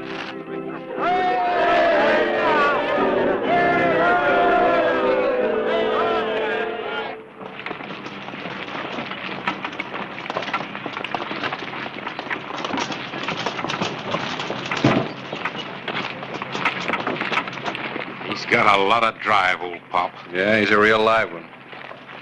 He's got more nerve than either one of us. Only got married, didn't he? He's twice her age. Ooh. Hello, Mansfield. No hard feelings. Get out of Tombstone, Tuttle, and stay out. You're going to lose the county seat, too, Mansfield.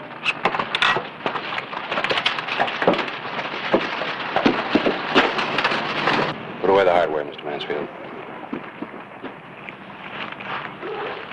He's a crackpot. A dangerous crackpot. Well, maybe. But you can't kill him just because he married your girl.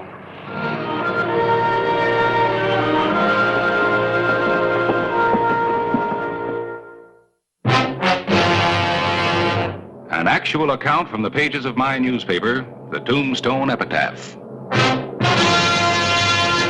This is the way it happened, in the town too tough to die.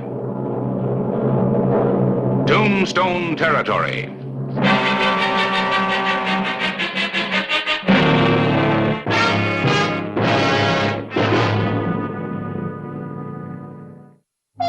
July 8, 1882. Pop Tuttle had certainly become a controversial character in Tombstone. A truly surprising man.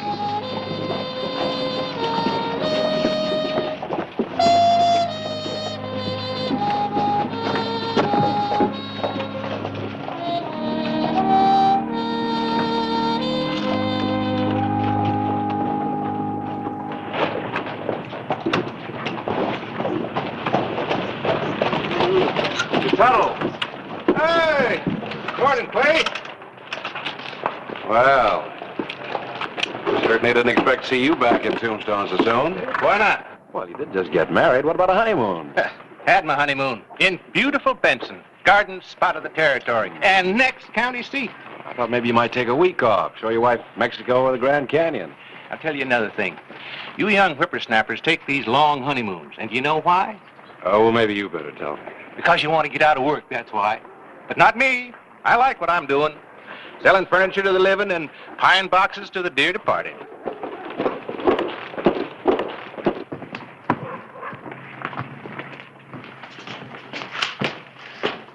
Well, hello, Pop. Howdy, Harris. Congratulations. I hope you'll be very happy. Thank you. I can't help but be with Grace. She's a hummer. Bright-eyed, bushy-tailed, and young. No more worn-out females for me. My other wife just couldn't stand the gaff. Here's that ad I want you to run. For your furniture store and funeral parlor? Nope, they'll take care of themselves once I get the county seat away from you fellas here in Tombstone. I'm not so sure I should print this ad, Pop. Merchants in Tombstone aren't going to like it. Well, I'm not sure you can refuse. That is, if you want to stay an honest editor. You are one, aren't you?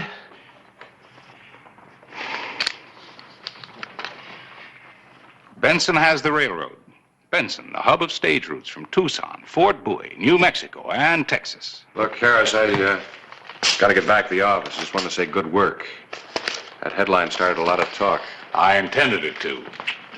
Baptism of fire. An era in the history of Tombstone that'll never be forgotten. Well, I didn't know you had a fire. I didn't see it from Benson. I didn't hear nothing about it. That's the last year's headlines. That was before you moved west. I reprinted that account to remind the people what a real danger fire is. A lot of damage.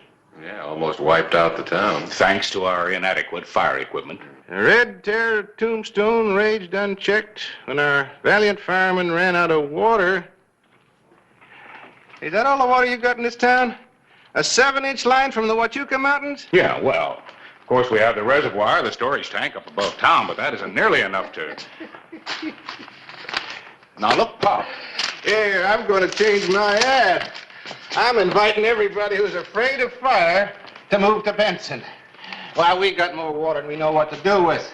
Underground river's never been tapped. Look, Pop, that's pretty strong medicine. Well, you fellas here in Tombstone will just have to take it. I'll get you a nice big spoon. Yes, sir, this will do the trick. Now we'll get that county seat. Why, in Benson, we got water to burn. Hey, that's pretty good. Water to burn while Tombstone burns. You print that instead of... Harris, get some water in the town. Easy. Easy.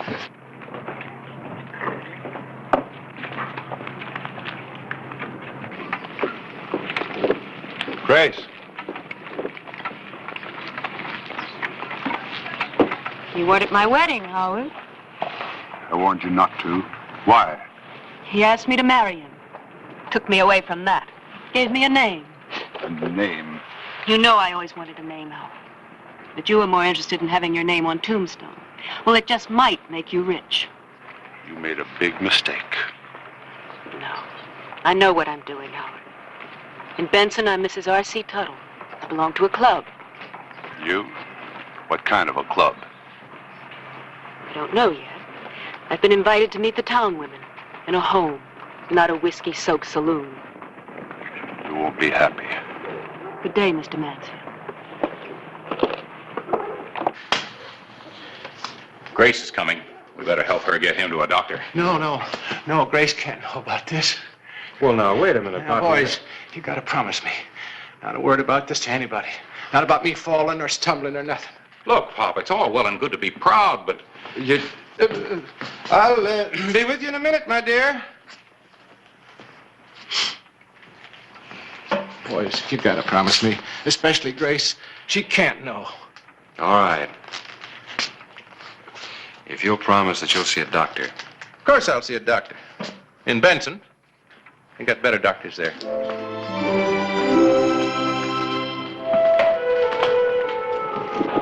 I think you'll like it.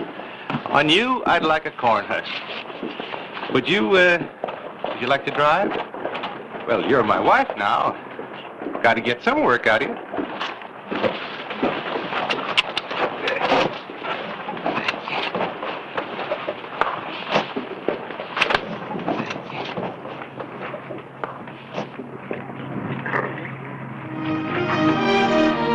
The morning of July 9, 1882.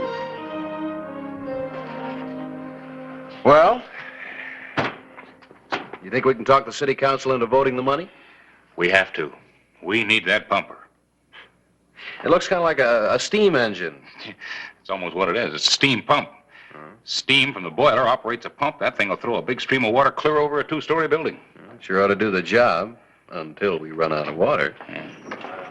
I thought you'd be here, Clyburn, since you weren't at the epitaph where you published this filth. What are you, a Benedict Arnold? Ah, just a minute. Now, wait a minute. What's this all about? You know what it's about. Printing this trash for Tuttle. Telling people to move to Benson because Tombstone's a fire trap. He's a crackpot. All right, you, Sheriff. Yes, Mr. Mansfield? What do you plan to do about this nuisance Tuttle? Well, I might try to get him a medal. A medal? Yes, you see, I think it's a good idea for Tombstone to feel that it might lose the county seat. What kind of nonsense is this? Well, now, maybe you'll do something about your town. Back us up. Clay and I are going before the council to ask for $10,000 worth of new firefighting equipment. $10,000? That's ridiculous. We'd have to pay for it in taxes. That's right. Well, I'm going to fight you and get everybody I know to fight you. What we've got's good enough. You take a chance on being burned out again for a few tax dollars. 10,000 isn't a few dollars. And if I get burned out, I've got insurance. Yes, I know that. You're well covered, Mr. Mansfield. But most of the rest of the merchants out there with their board and batten shops haven't got a dime's worth of insurance. Well, that's up to them. Most of them can't afford it. After last year's fire, insurance comes pretty high in Tombstone. I think that's pretty cheap protection.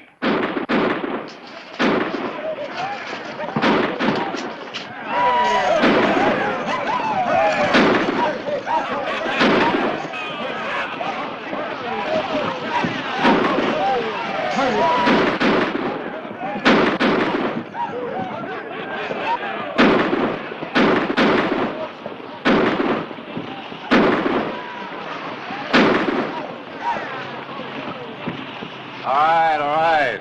Enough. We may not have much water. We got a dandy jail. I'm sorry, Sheriff. I'm just trying to wake this town up to the dangers of fire. Citizens of Tombstone.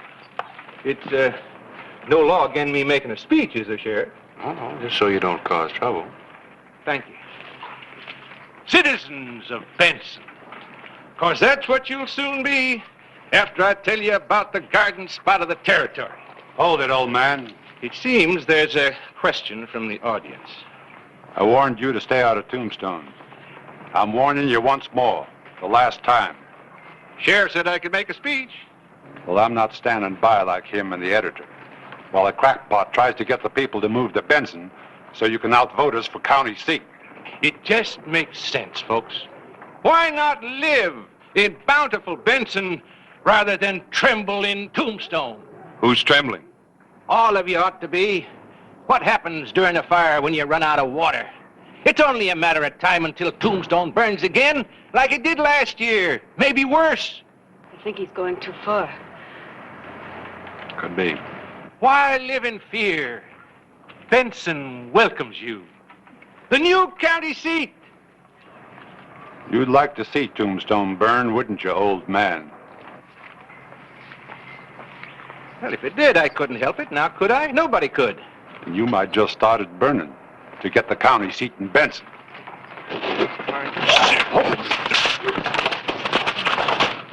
Now, partner, let him come, Hollister. The old goat asked for it. But I'm coming in to get it. Now you're asking for it.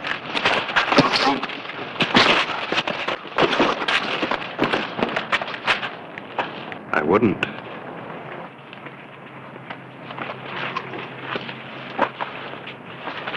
I won't forget this, Hollister.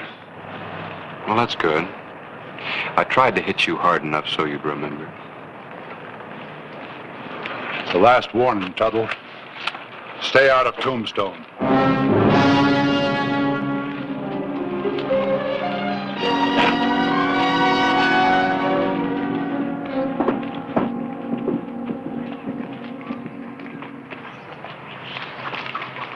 You better get out of town, fella. Well, I guess we are a little bit outnumbered now.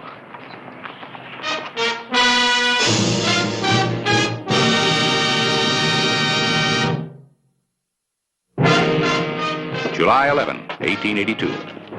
True to his word, Howard Mansfield had not forgotten the beating dealt him by Clay Hollister. There was bad blood, and it was boiling. Hello, Clay. Well, Grace. I just drove in from Benson. Mr. Tuttle doesn't know. Things look bad. Yeah, they look bad here, too. The people are really up in arms about the way Tombstone treated Mr. Tuttle. They might do anything. Such as? Some of them have been drinking, you understand. Yeah, some of them have been drinking here, too. They want to march on Tombstone. And? There's even talk of setting fire to the town. That's great. That's all I need. A civil war, killings, a fire, and all because of Mr. Tuttle and Mr. Mansfield. I tried to calm Mr. Tuttle down, but he's a proud man. He said he's going to continue with his campaign and come back to Tombstone. He said the double with Howard Manson. Yeah. Well, I'm going to stop him. Look, Grace, I can't talk to Mr. Mansfield. He won't listen to me. Maybe you can. No. No, Clay, not that. He was once in love with you. Maybe he still is. And he's the only one that's keeping this feud alive. He might drop it for you. Now, look, I know it's a lot to ask, but you don't want to see Tuttle dead, do you? And if they get liquored up and fire this town... Well, just last year, 66 shops were wiped out. $175,000 worth of property damage. They could estimate that. But they couldn't put a price on the lives that were lost. All right. I'll talk to him.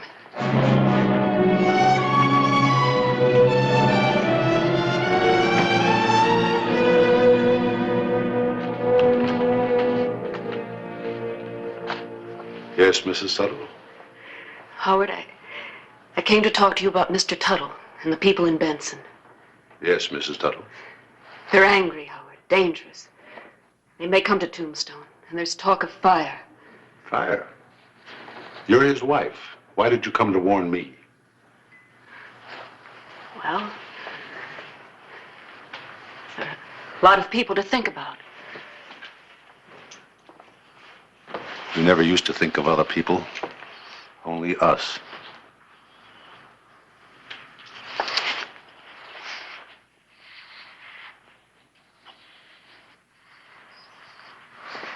Yes, Mrs. Tuttle? You don't have to keep calling me Mrs. Tuttle.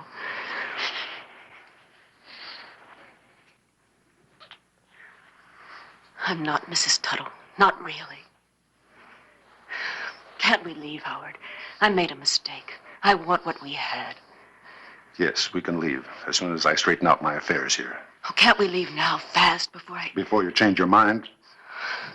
I won't change my mind. But it'll be a lot easier for everyone if we leave fast. I'll pack and leave as soon as you say. Leave him tonight. Tonight. It won't take me long to straighten out my affairs here in Tombstone. I think Tombstone's had its day already.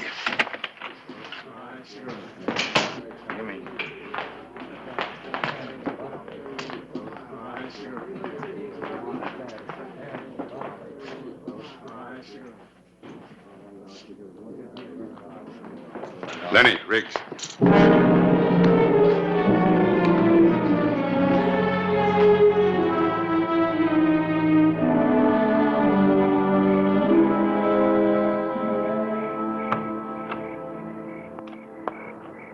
Grace. I'm leaving, Mr. Tuttle. I was coming by the store to tell you.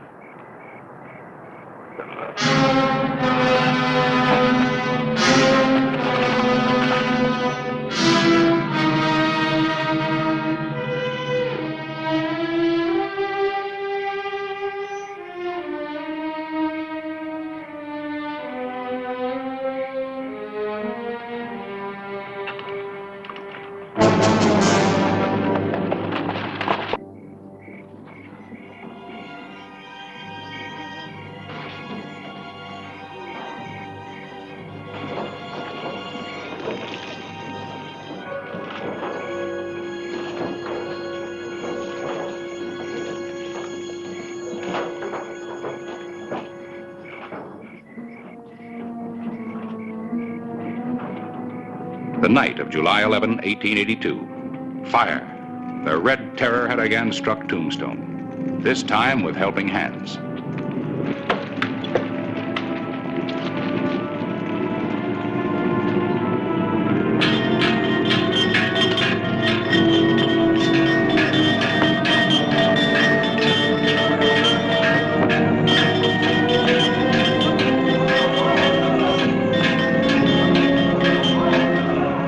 In the heart of every volunteer firefighter was the sure knowledge that our so-called fire wagon was inadequate.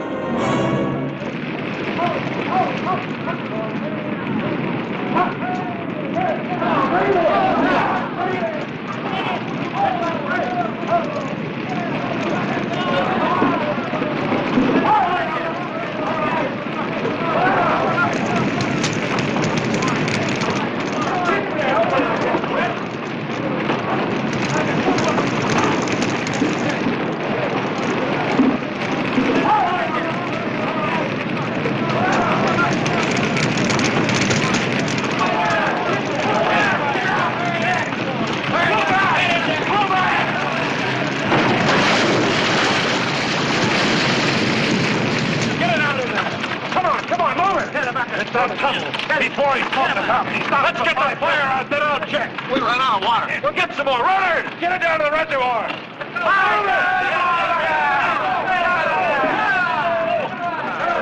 Get some more water.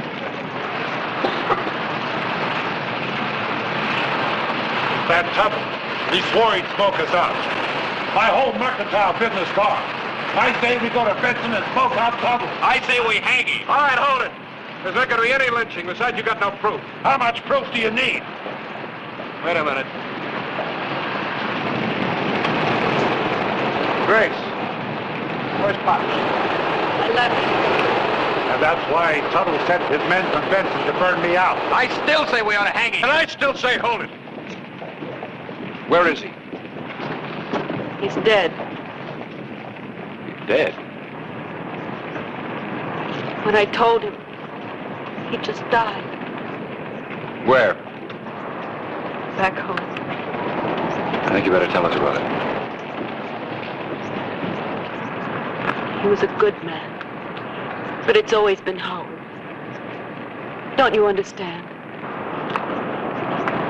Go on. We planned to leave, Howard and I. And I told Mr. Tuttle. When I told him,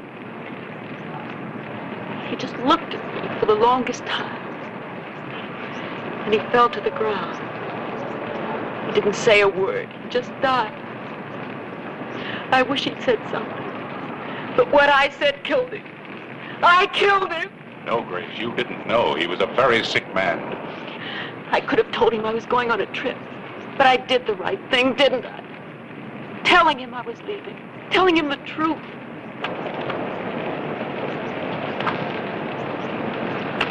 Call me when the water comes.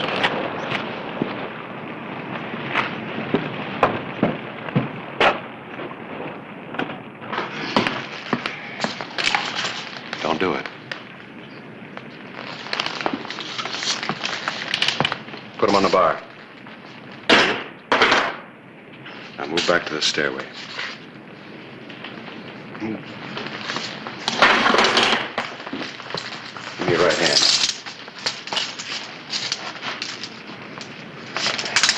All right, stick yours through here. Right. Don't leave town.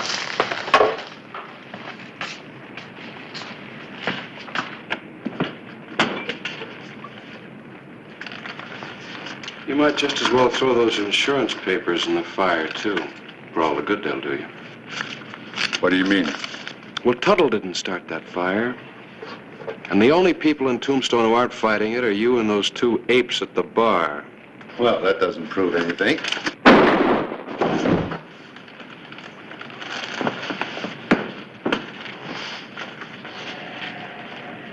You better pull the dock off the fire line. Yeah, we still got a fire to fight. Mm-hmm. Keep an eye on it.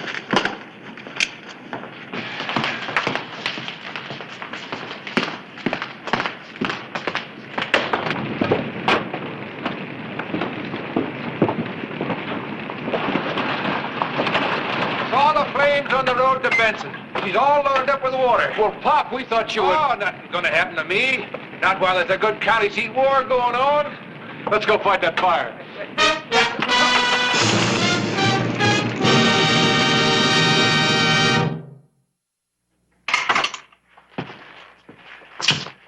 Mansfield doesn't like my jail.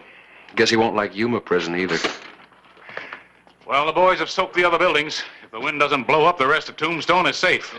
Well, I guess we better be getting back to Benson, Mrs. Tuttle. Are you sure you want me to after this? Everybody's entitled to one mistake. I made 3 before I married you. Of course, it's up to you to decide. Do you want me to drive, Mr. Tuttle? I wish you would. Oh, it's all right if I leave the water wagon on the street for a day or two just to advertise Benson? Yeah, thanks. And remember, gentlemen, when it comes to a vote, let your conscience be your guide.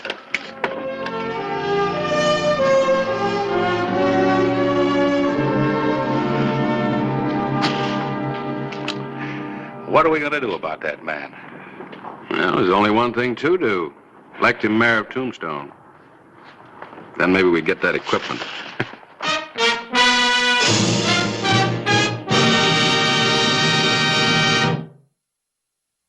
Whistle me up a memory, whistle me back where I wanna be, whistle a tune that'll carry me to Tombstone territory. If your past has run afoul of the law, it's a handy place to be, 'cause your future's just as good as your draw in Tombstone territory. Whistle me up a memory, whistle me back where I wanna be, to Tombstone territory.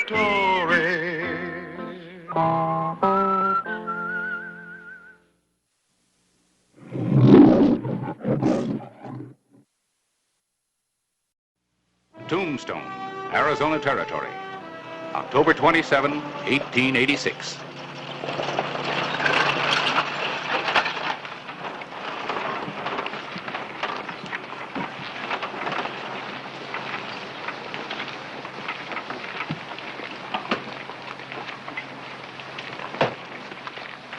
You're early.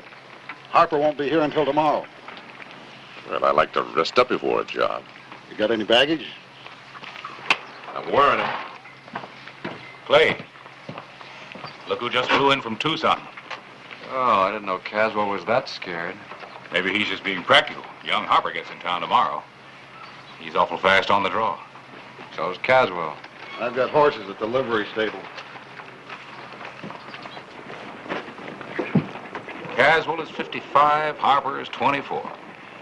If he were coming in town to kill me, I'd probably hire myself a gun, too. Might do better to see me first.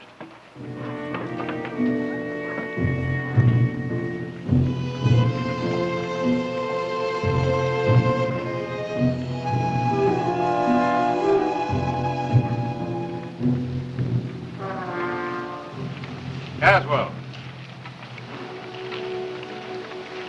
Introduce me to your friend. Chuck Ashley, Sheriff Hollister. You passing through? Stop by for a visit. You get a short one. We don't want gunfighters in Tombstone. Man's entitled to protect himself as he sees fit. Just mind your own business, Hollister. Your feud with the Harpers has reduced both families to the last man. Why don't you drop it? Tell that to Harper and see what it gets you.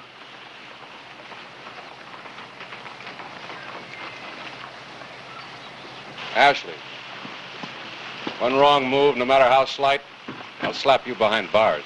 Is it against the law to spit in Tombstone? Will be if you do it.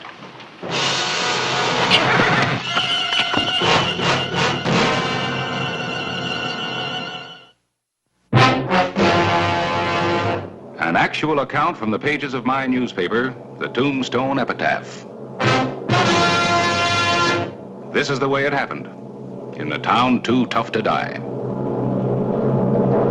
Tombstone territory.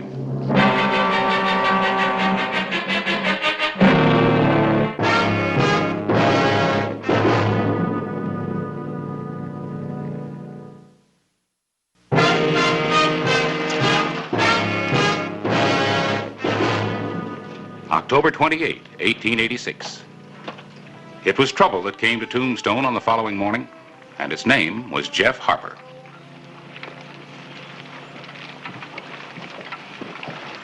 Hello, Jeff. Still here, huh, Sheriff? Not wearing guns, I see. That's right. Jail broke me of the habit. Sam Caswell will be happy to hear that. He thinks you've come back to make good your threat to kill him. What do you think? Well, I figure time makes a man smarter. You've had 5 years. So is Caswell. Is he any smarter or just older? You just mind your P's and Q's, nobody will bother you. Step out of line, I'll have to jump you. Well, I see the Harpers are still marked no good in Tombstone. You both paid a price. Caswell was laid up for a year after your ambush. You went to jail. The way I figure it, that puts Caswell 4 years up on me. You had fair warning, Jeff. You've done your duty, Sheriff. Now let me do mine, huh?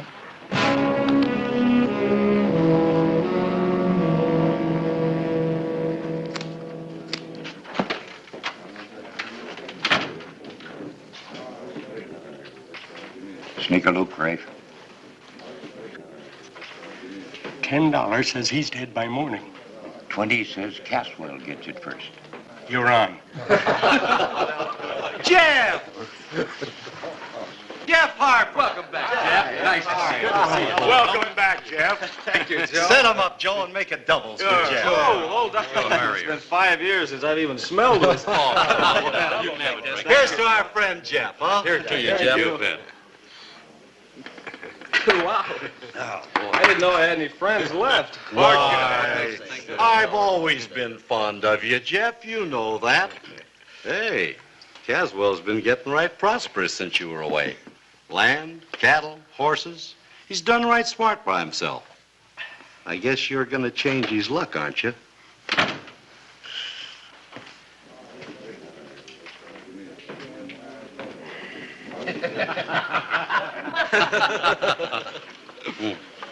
Look towards the door. His name's Ashley, a gunfighter from Dodge City. Caswell brought him into town yesterday. He don't give you half a chance, does he?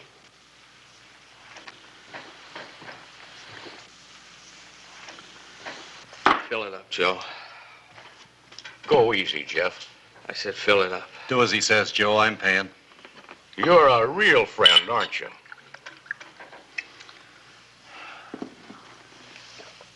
You know, things are really going to the dogs around here. I can remember when a man didn't hire a two-bit gunfighter to do his dirty work. You know, boys, I met a lot of two-bit gunfighters in jail. Tall ones, short ones, fat ones, skinny ones. All kinds. All kinds, and they all had one thing in common. There wasn't a man among them. Bartender. Buy the loudmouth a drink. I buy my own. I said buy the loudmouth a drink.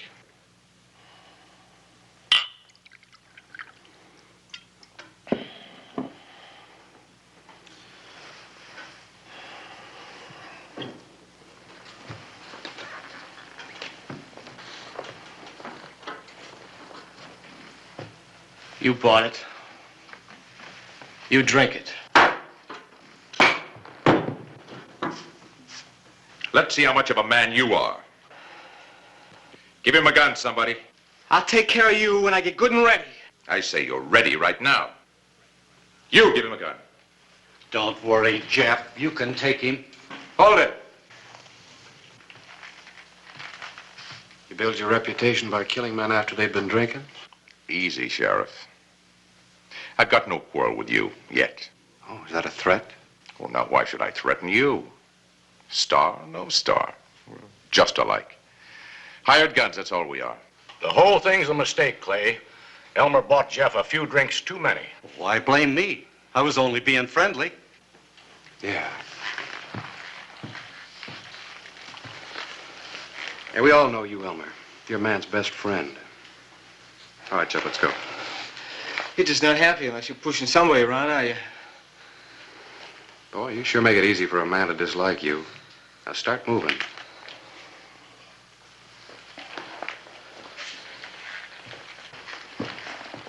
Harper. Next time we meet, wear guns. And leave your nursemaid at home.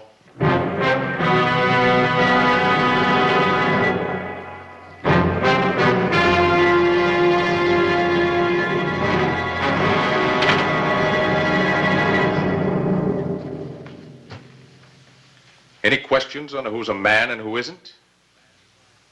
Let me buy the man a drink.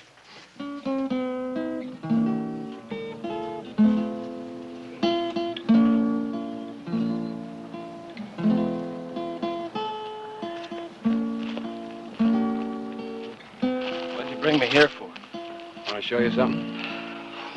Boy, I got a headache. Yeah? Maybe this will cure it. Some of your relatives, Jeff. Pete, Joe, Mike. Some of the Caswells. There's Lamb and Bert, Dan, Eddie. This is a particularly interesting one. Terry Wayne, 1881. He wasn't either a Harper or a Caswell. Came out here from St. Louis with his wife and 2 kids to make his fortune. Had a job with the Caswells. 2 days later, he was killed in a Harper ambush. He didn't even know what he died for. Is that the tradition you've come back for? Don't you think I'm sick of this whole thing? I don't want to kill Caswell. I just came back to sell my land. I want to go to California, where nobody's ever heard of the Caswells or the Harpers. Everybody starts pushing me around. Even you. I can only act on what a man does and says. You still think I'm a killer? It's Caswell that needs reassuring. Oh, no. No, not as long as he's got Ashley. And the feud goes on and on. You can stop it. How? By telling Caswell just what you told me. You wouldn't believe me. Look, he's stubborn, but he's not stupid. You can get through to him if you really want to. Well, I'll give it a try.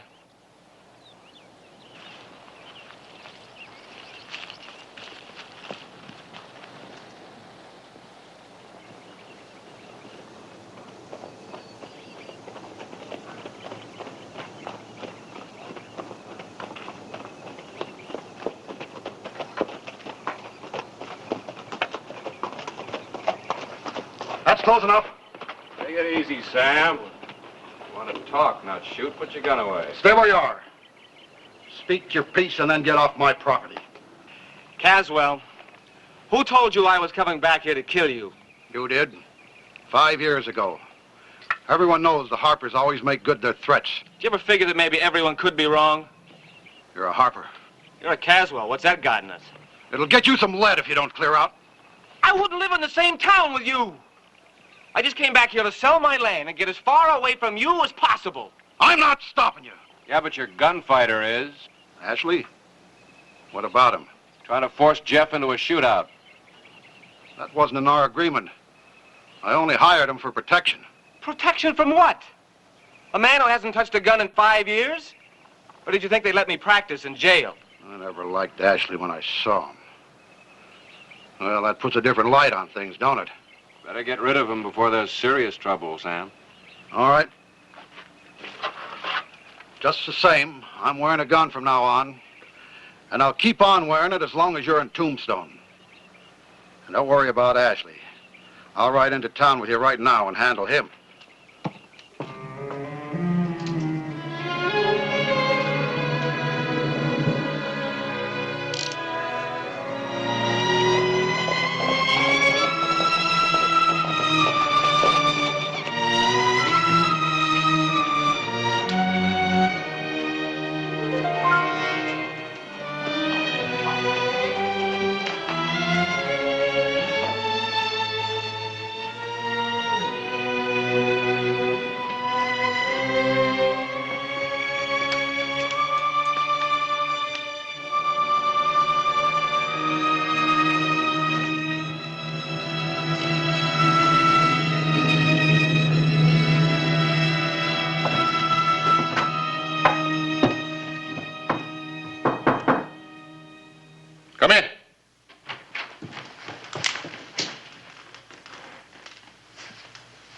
No offense, boys, just practicing.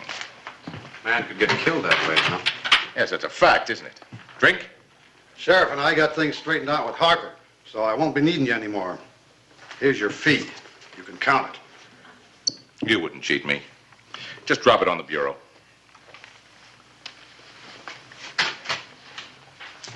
Had a nice town here, Sheriff. There's a westbound stage leaving this afternoon. And one tomorrow afternoon, and one the day after, and one the day after that. Why the hurry? Look, Ashley, there's nothing to keep you here. You're wrong. Both of you. See, Harper said things that no man's ever said to me. It was the whiskey talking.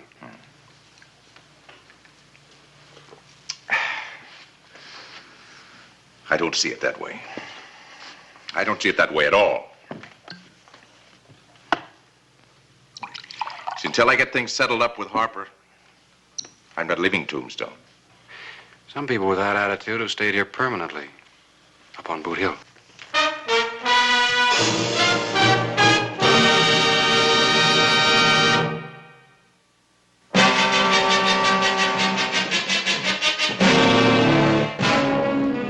The afternoon of October 28, 1886, marked the end of the Harper-Caswell feud and the beginning of more trouble. Well, don't let me disturb you. You're not. Just thought you might like to see a proof of next week's headline. Sheriff Hollister ends Harper-Caswell feud. Might be a better headline in the making. Now, Clay, I can't be resetting type every half an hour. You seen Jerry Harper around? And he was with Elmer Fern, trying to make a deal on his land. Harris, do me a favor, will you? You name it. Keep an eye on Harper. You expecting trouble from him? No, but he may walk into it. Well, I thought the feud was over. It is. But Chuck Ashley's still in town. Let me know for a sign of trouble.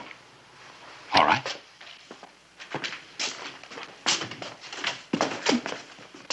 Hollister? Yeah? Aren't you going to do anything about Ashley? He hasn't committed a crime yet. What are you going to do? Wait until he kills somebody? I'll take care of Ashley when I think it's the proper time. I'm telling you, the time is now. I'm getting real tired of you, Caswell. You make a mess and then you expect other people to clean it up for you. That's your job, Hollister. That's what you're paid for. Clay! I can recommend that gun highly. It's a veteran. Pick it up. $10 Harper refuses. $10 says he don't. What are you waiting for? Your nursemaid to come pick it up for you? I've heard it said that the Harpers are a fighting family. Are you sure your name is Harper? Leave it alone!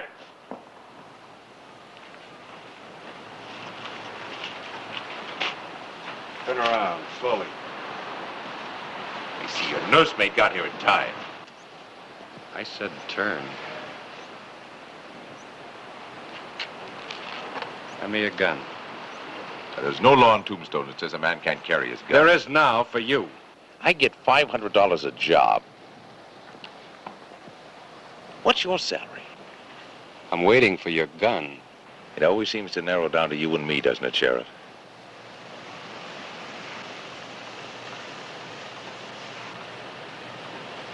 Harper I want, not a substitute.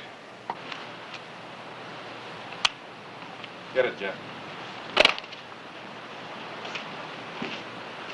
The other one. Your luck can't last. That westbound stage is due in half an hour. You're going to be on it, as my guest. I don't leave without my guns. You get him at the stage. That means that I've got 30 minutes to make my mind up, right?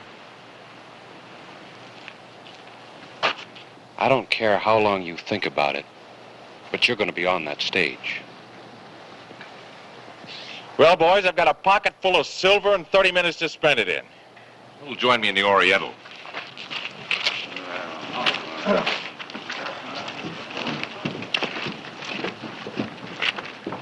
I was going to pick up that gun. I know. I saw you go for it. So did I, Jeff. Some people will say that I saw you coming, that it was just an empty gesture. It doesn't matter what they say. Yes, it does. It does to me. You've left me no choice, Sheriff. I'm going to have to prove them wrong.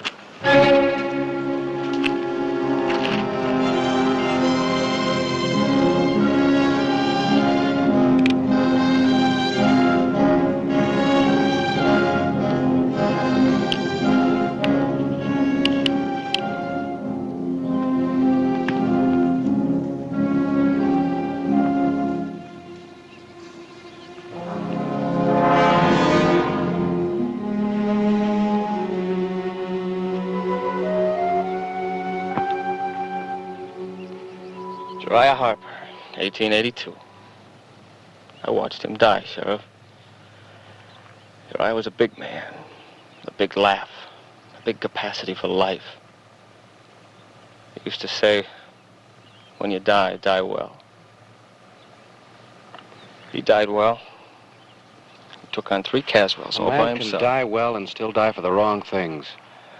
Well, pride isn't one of them. I can't live without pride. Yeah. Neither could they, and not one of them lived past the age of 40. You're not going to talk me out of this, Sheriff. Jeff, you haven't handled a gun in 5 years. You take on Ashley, that's not bravery, that's suicide. Yeah, maybe you mean well. But I don't need a nursemaid anymore. All right, Jeff. From now on, Tombstone's out of bounds for you. You set 1 foot in town before Ashley leaves, I'm slapping you in jail.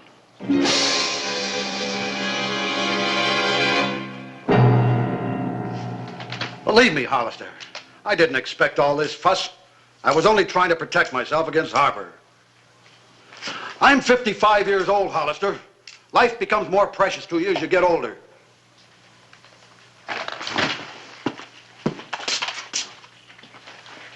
Harper's 24. Don't you think life's precious to him, too? Well, it's a dog-eat-dog world. I know if there's any real trouble, you'll take care of it. Thanks. Stage is pulling in. I hear the smart money is betting that Ashley won't be taking it.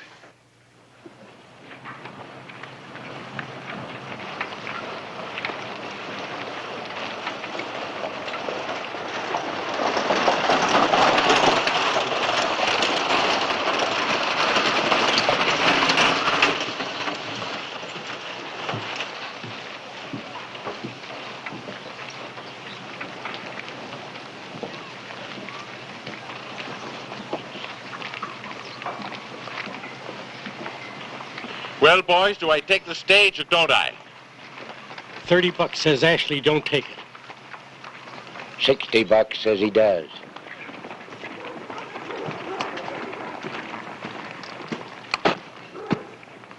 All ready? May I have my guns, please? Certainly.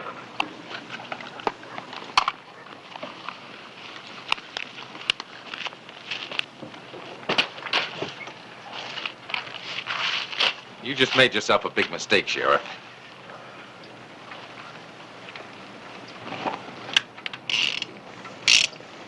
Something wrong, Ashley? There were bullets in these guns when I gave them to you. Oh. Buy yourself a new supply in Tucson. Let's go. Step aside, Sheriff. I've got some unfinished business with Ashley. You're wasting your time, Jeff. There are no bullets in his guns. Get out of the way. I'm telling you the truth, Jeff. You're through telling me anything. Now step aside. Look, there's no point in challenging an unarmed man. Look, for the last time, I don't want to shoot you down, too.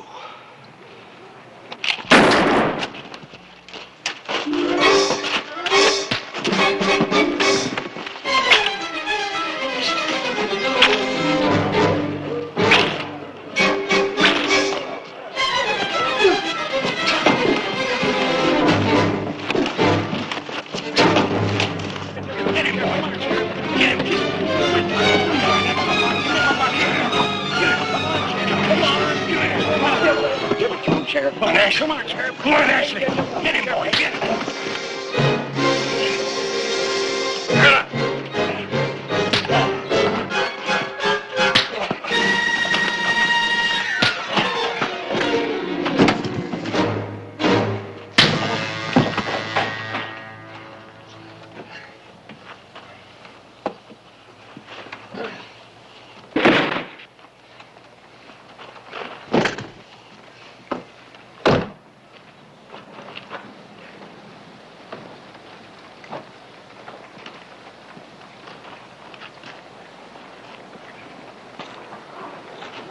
you go, boy.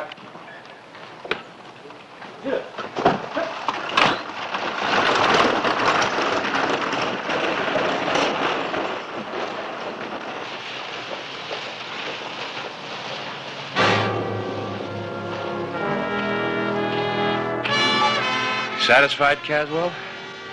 Earned my paycheck this month?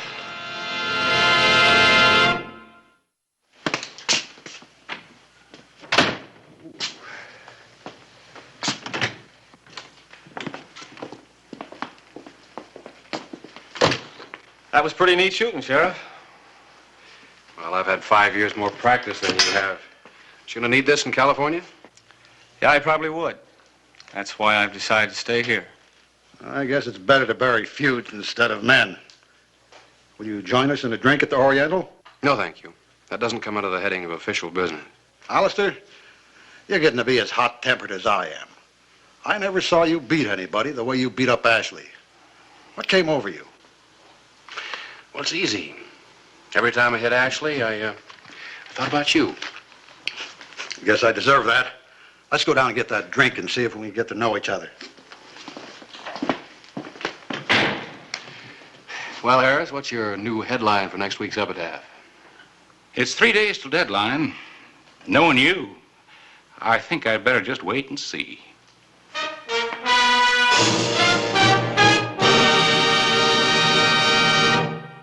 Whistle me up a memory, whistle me back where I wanna be, whistle a tune that'll carry me to Tombstone territory.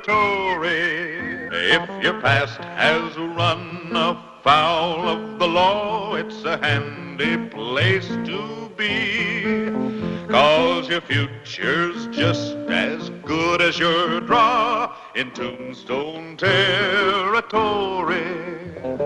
Whistle me up a memory, whistle me back where I wanna be, to Tombstone territory.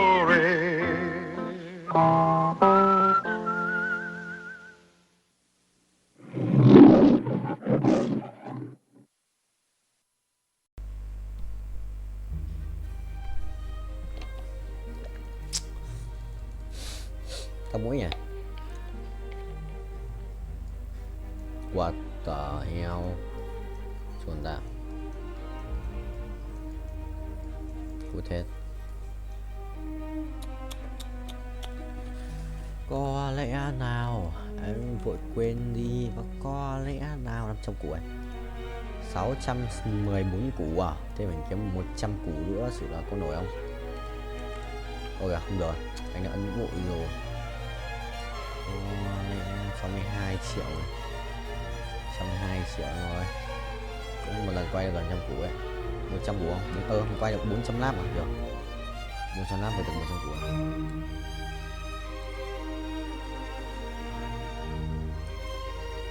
Lớp của bố nào?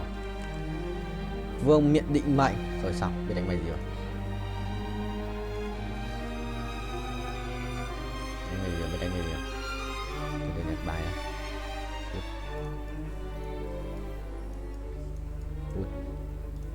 Có lẽ nào em vội quên đi, và có lẽ nào quên đi, có lẽ nào anh trong tâm trí em. Ôi gà cho cái này à? Là vậy rồi. Xong, đi. Vua tối ưu Aria bán này. Mèo mèo mèo mèo mèo mèo mèo mèo mèo mèo mèo mèo mèo mèo mèo mèo mèo mèo.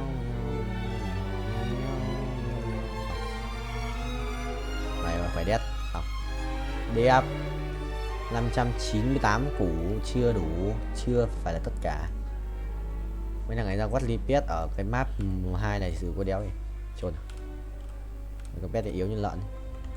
Anh khinh, yes, khinh, beat, ITCS, big. Ai à, Torres, xì. Điều sao Torres, xì, ra Torres rồi xì. Xì guys. Good.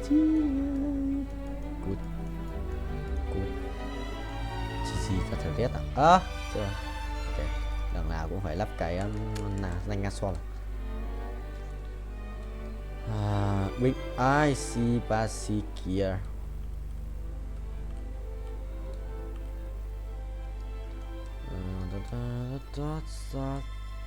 Ủa? Sơn bố. Hiếu béo đang playing Space War. Cái gì vậy? Ui rồi, nháy phát 2 lần. Chuẩn không vậy chấm. Chuẩn đét cho thôi. Chuẩn và đét. Dress change করতেছিস? Change করিস না, চল একটা TikTok বানাই। TikTok? হ্যাঁ TikTok, চল।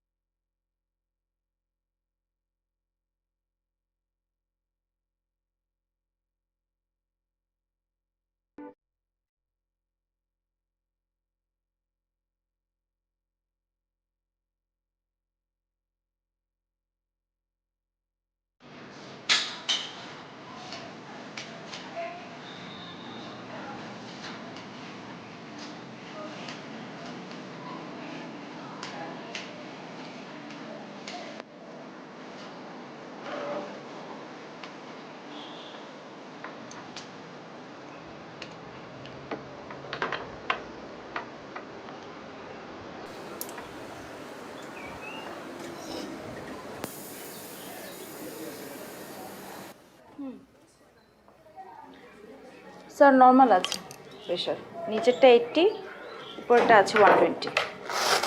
ঠিক। Thank you. Thank you. খামটা দে।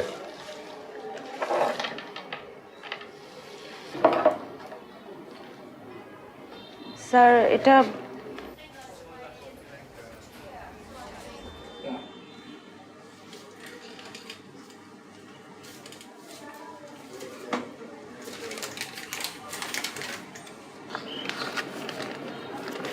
কি আশ্চর্য দেখছিস, 1000 টাকা দিল প্রেশার মারতে। তাও তুই জানিস উনি কে? উনি শহরে অনেক বড় ধনী লোক। এমন কোনো মসজিদ মাদ্রাসা নাই যে উনি দান করেন নাই। এমনকি আমাদের এই হাসপাতালেও ওনার চ্যারিটি হেল্প ছিল। ও ভালো লোক। ড্রেস চেঞ্জ করতেছিস? চেঞ্জ করিস না, চল একটা টিকটক বানাই। টিকটক? হ্যাঁ টিকটক, চল। ঠিক আছে, এই ড্রেসটা পরবো? এটা পর।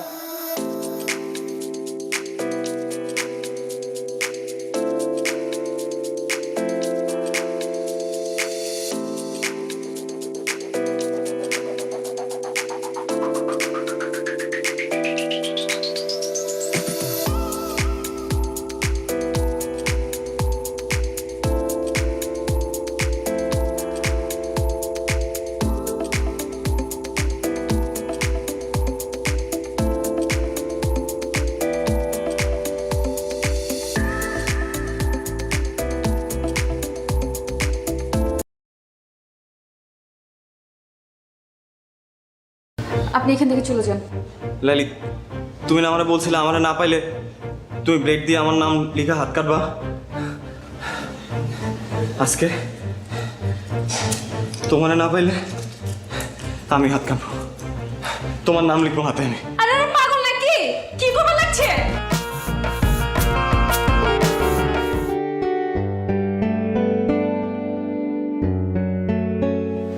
লাইলি, তোমার সাথে একটু কথা ছিল। আপনার সাথে কোনো কথা বলবেন না। Hi Lali. Laili please 1 minute. আপনি বুঝতেছেন না কেন ভাইয়া? বলছি না ও কথা বলবে না। 2 দিন পর ওর বিয়ে, ওর মতো থাকতে দেন। লাইলি, আমার ভুল হয়েছে, আমি আমার ভুল বুঝতে পারছি। দেখো গত কয়েকদিন ধরে আমি কিচ্ছু করতে পারছি না, না পারতেছি ঘুমাইতে, না পারতেছি কিছু করতে। আমি তোমার সাথে অনেকবার দেখা করতে চাইছি, আমি পারি নাই, আমাকে দেখা করতে দেয়া হয় নাই। আমি তোমাকে ভালোবাসি লাইলি। আপনি হাঁচে আমার ভালোবাসেন? নিজের থেকেও বেশি। তাহলে আমি যা কমু তা শুনবেন? অবশ্যই। কি করতে হবে বলো? আপনি আমার পিছন পিছন ঘোরা বন্ধ করে দেবেন। লাইলি কি বলতেছে এসব? আপনি তো আমারে কইছেন আমি আমার ইজ্জত খোয়াইছি, লগে আমার পরিবারের ইজ্জতও খোয়াইছি। আমার আব্বাই ছেলে পক্ষের কথা দিয়ে দিচ্ছে। আব্বারে তো আর ছোট করুন না, নিজেরে যথেষ্ট ছোট করছি। আব্বার ইজ্জতে কোনো দাগ দেব না।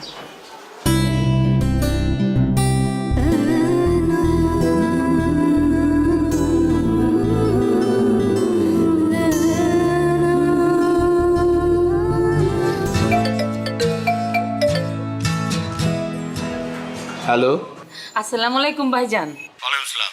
আমি নীলের আম্মা কইতাছি। আপা আমি জানি আপনি কি কইবেন, আমার কিছু করার নাই। আমি লাইলিরে জিগাইয়া সবকিছু ঠিক করছি। ভাইজান কইতেছিলাম কি, আপনি লাইলির বাবা, দিন শেষে আপনার মেয়ে সুখটা আপনার কাছে বড়। কিন্তু ভাইজান লাইলি আমার পোলাটারে ভালোবাসে, আমার পোলাটাও লাইলিরে ভালোবাসে। কিন্তু আপনি যদি লাইলির অন্যখানে বিয়া শাদী দিয়ে দেন তাইলে তো ওরা কেউই সুখী হইব না। আপা আপনি কি আমারে বাংলা সিনেমা চৌধুরী সাহেব মনে করছেন? হাত পা বাইন্দা আমি আমার মায়ের বিয়া দিতেছি? আমি যা কিছু করছি ওরে জিগাই করছি। ভাই সাহেব, আমার ছেলেটা লালিরে সত্যিই খুব ভালোবাসে। আপনি দেখেন আমার পোলাটা আপনার মেয়েরা অনেক সুখে রাখবো। আপনি যদি লাস্টে একবার যদি ভাইবা দেখতেন। আপা আমি অনেক ব্যস্ত, এখন রাখি। আপনি আমার মাইয়াটার জন্য দোয়া করবেন, আমি আপনার পোলার জন্য দোয়া করি। আল্লাহ হাফেজ।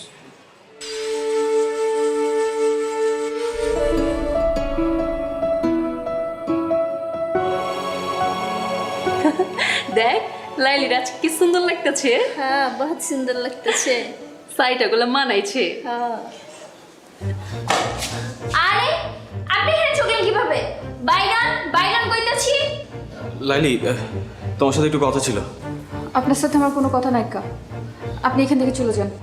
লাইলি তুমি না আমারে বলছিলে আমারে না পাইলে তুমি ব্রেক দিয়ে আমার নাম লিখে হাত কাটবা। আজকে তোমারে না পাইলে আমি হাত কাটবো, তোমার নাম লিখবো হাতে আমি। আরে পাগল নাকি? কি করবে লাগছে? এখানে কি আছে? মামা, আ মামা, মামা, মামা। এসব করার কাম নাই, আপনি এখান থেকে যান গা।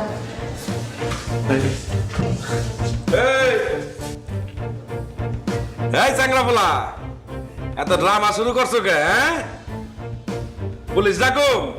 আপনি যারে খুশি তারে ডাকেন মামা, আমি লাইলির সাথে বাঁচবো না।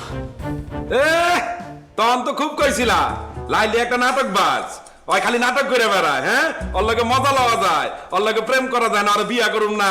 আরে এখন কইতাছো ওরা ছাড়া আমি বাঁচুম না? না, হ্যাঁ, এসব নাটক বন্ধ করো। বিশ্বাস করেন আমি কোনো মজা নিতে আসি নাই।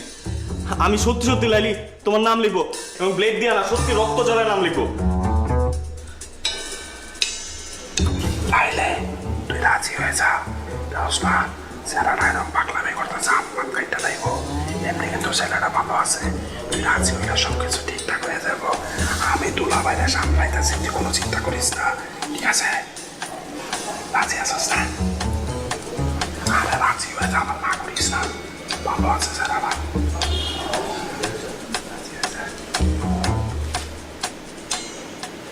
লাইলি আমি দিলাম কিন্তু, দিলাম কিন্তু। কি হয়েছে? এত গন্ডগোল কেন? দুলা ভাই, নাম হলো লাইলি, বুঝছেন? আরে পছন্দ করে, আরো হবে লেগে নিলয় এলাকার ছেলে, ও আর ওরে পছন্দ করে। কি কইলি? দুইজনে দুইজন পছন্দ করে। দুলা ভাই, দুলা ভাই আপনি যদি সম্মতি দিতেন তাহলে ওকে বিয়াটা করা দিতে পারতাম। চুপ কর, তুই কি চাস? ও বুঝছি, দুলাভাই আপনি রাজি হয়ে যান, সমস্যা নাই। বুঝেন না কেন দুজনে তো দুজনে পছন্দ করে, বুঝছেন না?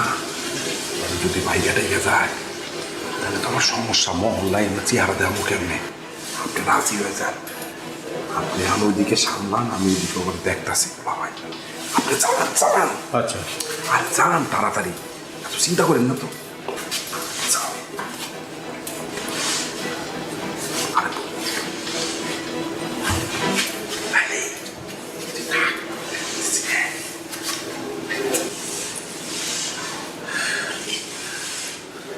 হ্যাঁ কও, নাহলে কিন্তু কাটমু।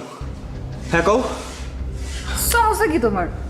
শেষ পর্যন্ত তুমি ঘুড়ি মাস্টার ব্লেড লাইলির কাছে ধরা পড়লা। হ্যাঁ, গুড়ি মাস্টার ব্লেড লাইলির কাছে হাইরে গেছে।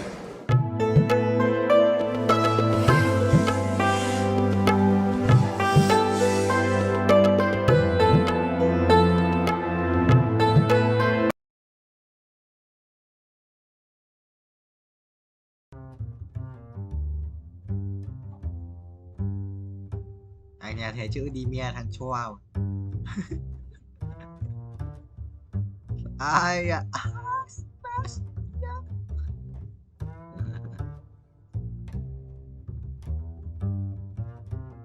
Ngồi xa tà. Thằng Vũ rồi không? Mày không Vũ. Chắc là mày rồi.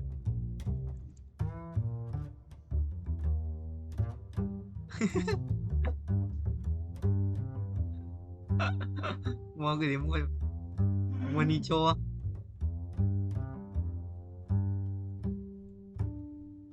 mua đi cho đi quát á em ơi đi mua đi xong mất trả tiền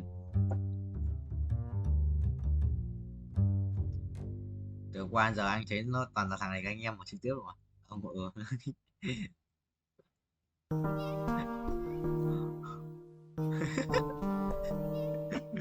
thì bài là check viết lại là thấy đang đúng xoáy đúng không? Mày đi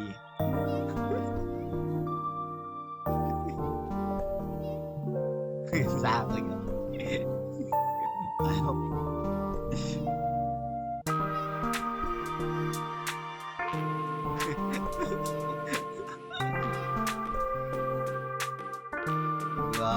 người ta có người ta lòng trọng đấy bây giờ số phát có nhót nhìn lên là xong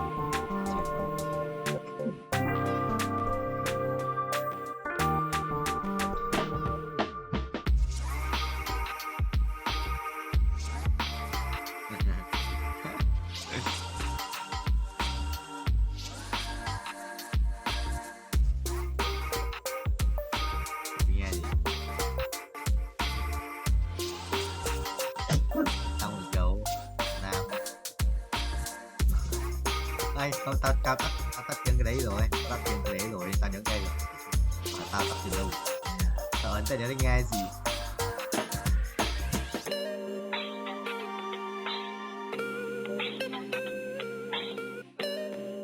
đây giờ 36 à ai bảo nó không tắt à không tắt à tao từ nãy giờ mà tắt à tắt tiếng của nó được đánh xong quá này cái cài đến ao trên người xuống cài và discord xong phải có xịn mới giả được cái vừa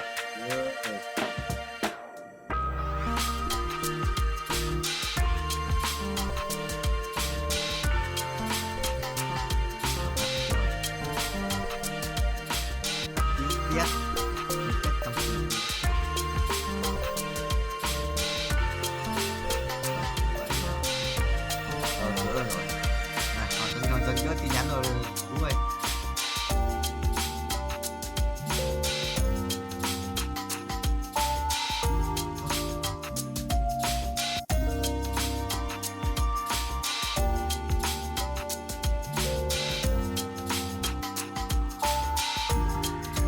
thế thôi không kéo cái mà tin nhắn mà kéo lên thì tin nhắn rồi tin nhắn là cái đấy nó từng mất luôn này đấy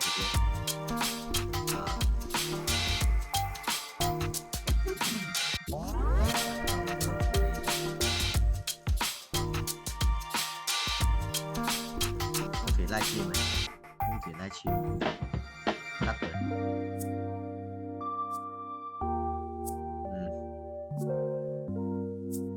Đàn nhung lục lôi tay trước này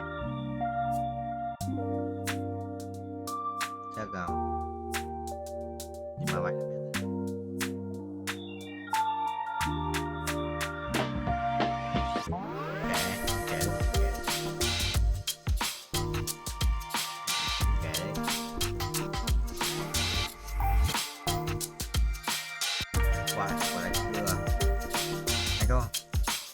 có một bài chỉ tay trước rồi tập lại luôn xem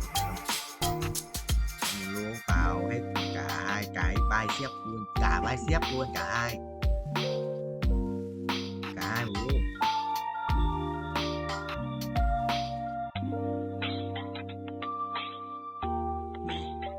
vào cả hai cái bicep hai cái bicep luôn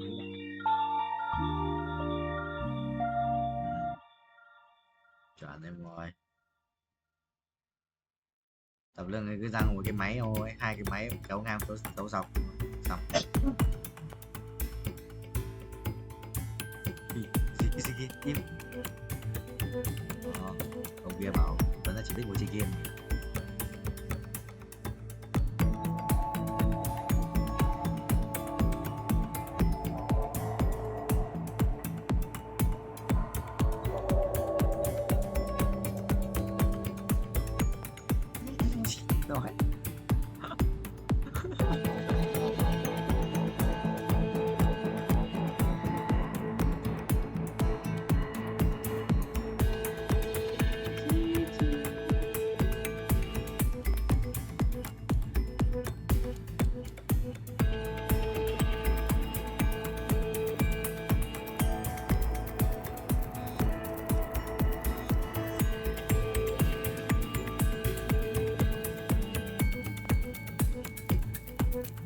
caloa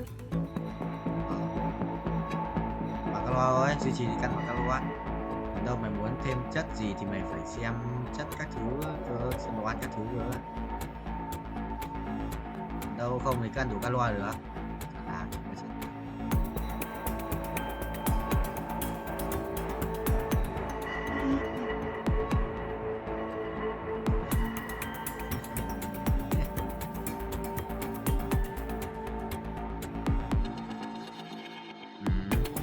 ăn cái gì được không phải ăn cái gì cũng được để nuôi vặt nhưng mà phải lượng calo đấy trong ngày thôi đừng ăn quá cái là quá giới hạn không ăn cái gì cũng được nhưng mà thế là phải thôi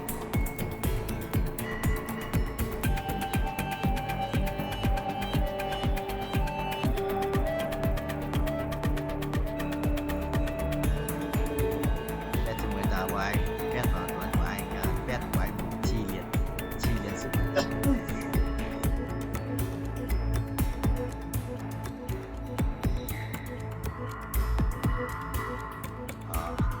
treo rồi à không à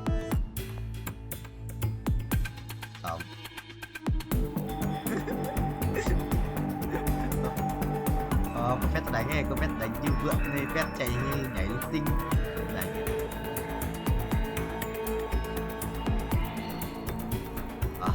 phép nó nhảy nhót lên với cả lúc mày kéo cam ra xa xa ấy cái tiền đấy nó chia hết thằng nhân vật rồi đó vậy là thế mà tao đây tao quay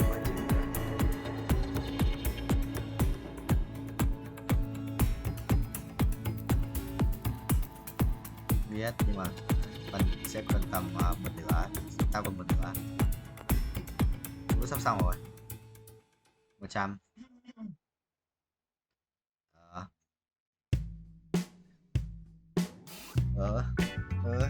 không được xong được qua tuần hai tuần thừa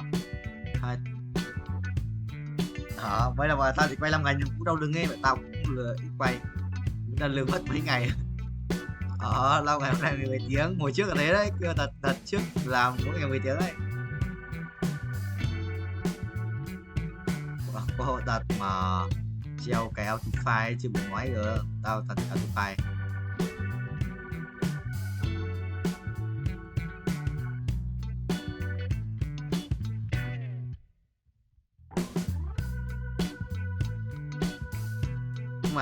nhưng mà bữa nhỉ, cả không mấy ông anh ấy đang làm xong thì có thằng của đánh game nó anh game bữa cái đó thì đây là không phải biết bắt bậy ở công ty nó cũng bữa ấy.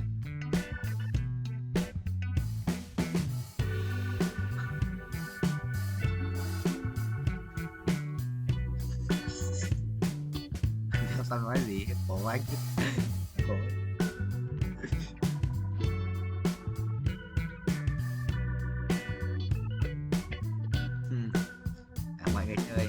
Mọi người chơi còn anh không chơi, người chơi không ai không biết và anh không chơi.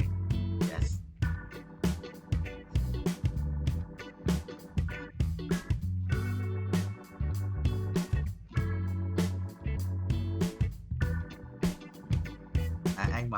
Anh mà phỏng vấn đứa nào hỏi anh thấy bảo là thái độ làm việc của phòng anh như good. Yes.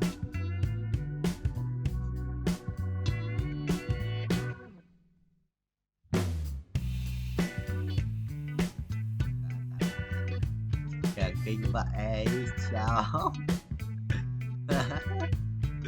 muốn cục vô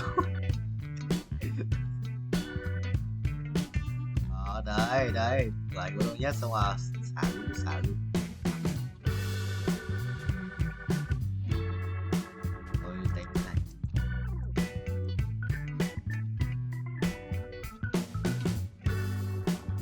thằng nào càng nhiều nắm càng nhiều phần trăm càng to. Bây giờ có một thằng không từ đâu mà thằng của đông môn nó bán hết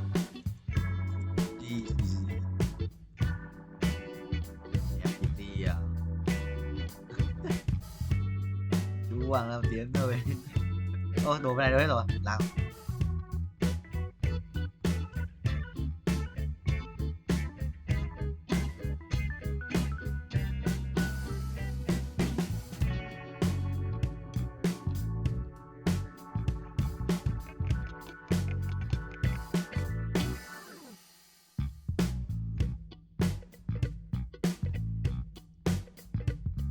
quá đéo hết cỡ rồi đấy.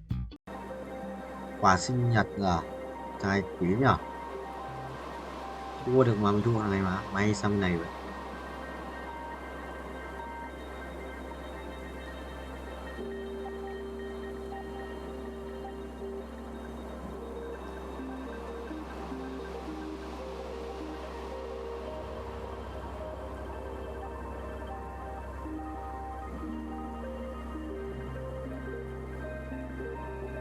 Ok đấy, lại về đây đã tự di chuyển là thầy di chuyển là thầy chỉnh hai bên là xong. Binh không phải binh không phải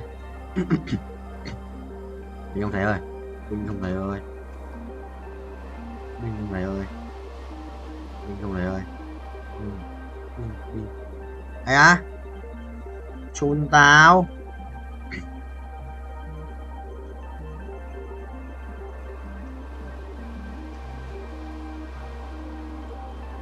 M là nó 50m. Nhanh lên tao. Từ từ rồi. Mắc thêm 7 lên. Chuẩn không nhỉ? Bay sự nhất đấy. Đấy là biệt.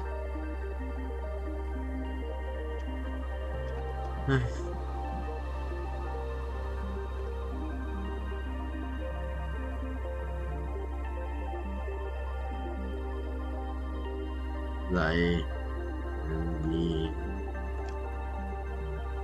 hay à, mảnh rất nhiều mảnh nha, rất nhiều mảnh cung luôn mà thôi xin cái mảnh lấy đồ chỗ ăn vậy. Thêm cái giáp máu nữa kiếp, mấy cái mảnh cũng hết sạch mà anh lấy mảnh còn lại.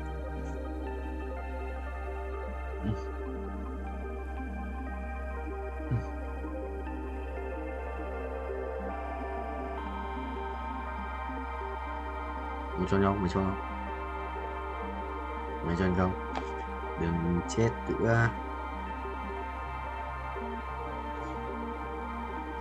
Thằng Vũ đang nằm mà Dương chết đài. Mày không anh em mà cái kia bây giờ có quỷ quá.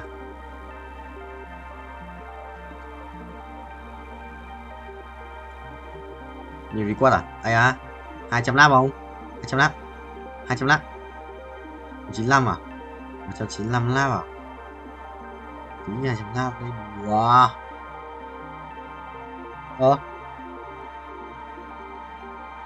À đúng rồi. Nhầm.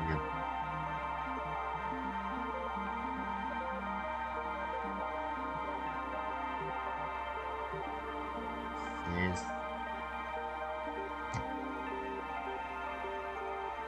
65 Israeli আগ্রাসন বহু মায়ের বুক খালি করেছে। রেহাই পায়নি সদ্যজাত শিশুও। চলমান সহিংসতায় প্রায় অর্ধশত শিশুর ঠিকানা হয়েছে কবর। হাসপাতালগুলোর দৃশ্য আরো মর্মান্তিক। মৃত্যুর মিছিল দীর্ঘ হতে থাকায় স্বজনহারাদের আহাজারিতে ভারী হয়ে উঠেছে বাতাস। আর আহতদের মধ্যে মৃত্যুর সঙ্গে লড়াই করছেন যারা, তাদের আর কি বেরহম, নির্লজ্জ, বেহায়া জালেমগুলো হাসপাতাল পর্যন্ত রেহাই দিচ্ছে না। কিছুই করার নাই গো কাকা। কিচ্ছু করার নাই? কি আর করার থাকবো কন? দুর্বলের মায়ের খাওয়াটাই নিয়তি। দুর্বলের পাশে কেউ থাকে না গো কাকা। হ্যাঁ ফজলে মিয়া, ভালোই বলছো তুমি। দেখো না সারা বিশ্ব কেমন একদম চুপচাপ নিশ্চুপ হয়ে আছে। সবই সার্থক কাকা, যে যার ধান্দায় আছে।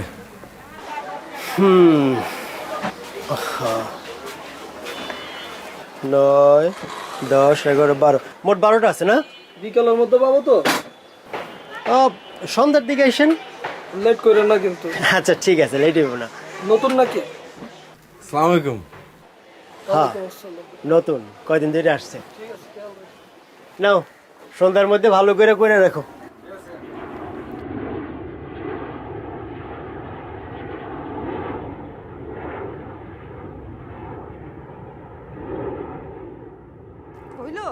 হ্যাঁ তাড়াতাড়ি আসো, বসে আছে তোমার জন্য। আইতেছি। কি রে বাপ, খিদা লাগলে খায়া ফেলবি, আমার লাগে বয়া থাকবি না। কত কথা শুনে।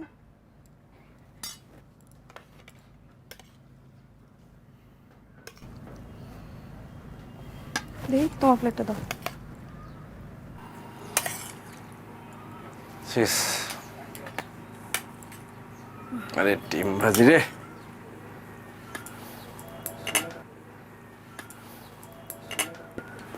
তুমি নিলে না? আমি পরে খাবো।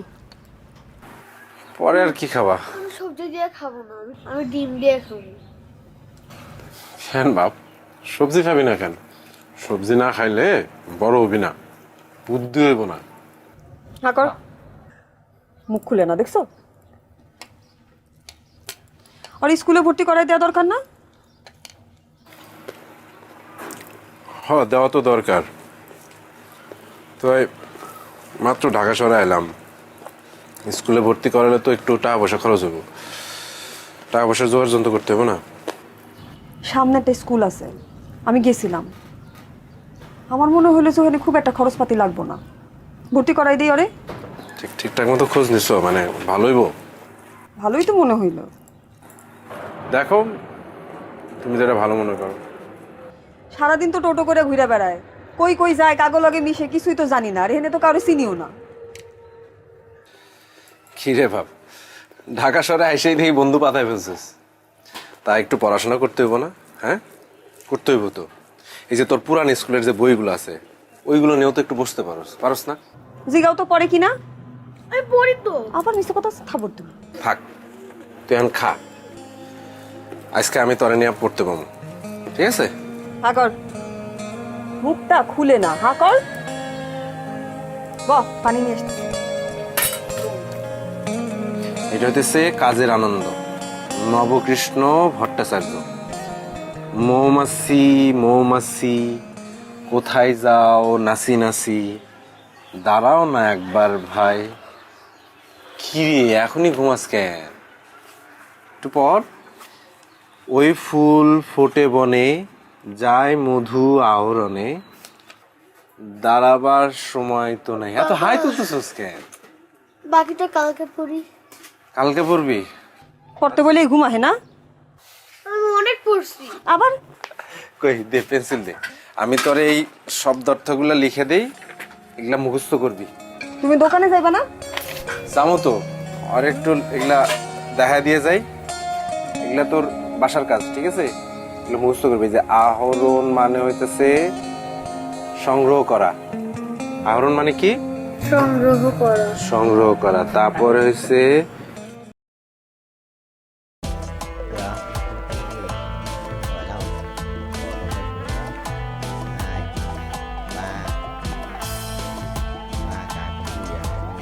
Diện Bình bao nhiêu? 5 m. Ủa 50%. 35 m.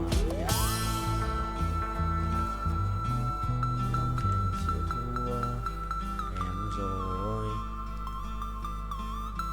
Mọi ngày giữa đêm tối. Chuẩn không? Ui, ra với bia này. Độc dược à? Thôi cút. Không quan trọng. Vụ nổ lớn. Bình sẽ sẵn bài tử thần mà. Điều hiểu sẽ sẵn bài. Chưa chạm đất, trải thái cái đường đâu mà chạm chứ. Là thế rồi. Đang xuống rồi, đang vòng xuống rồi, đang vòng xuống. Đang số thì binh sinh linh không? 3 2 1. Perfect một lần này. Đấy kiếm 15 lần perfect không? 100 lần perfect là ăn 6 triệu. Ơ. Nhờ 7 triệu. Mình cần 50 thôi, đã được 5 củ rồi. 7 củ là bình thường. Chuẩn rồi. Đấy á, đón thêm một nhịp. Đón thêm một nhịp là bình rồi.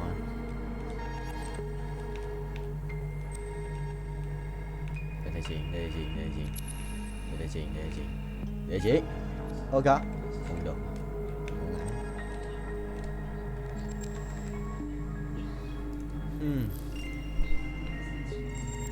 Kiếm mà cổ không mất áo luôn, à? Nếu còn gì phải lấy găng tay đây để thay.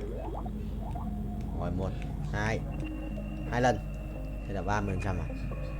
Xem bao nhiêu nhá. 30% bình cũng gần 5 củ ấy, 40 củ à? 2 lần được 10 củ luôn rồi. Thấy áo điếc. Let's go. Let it go.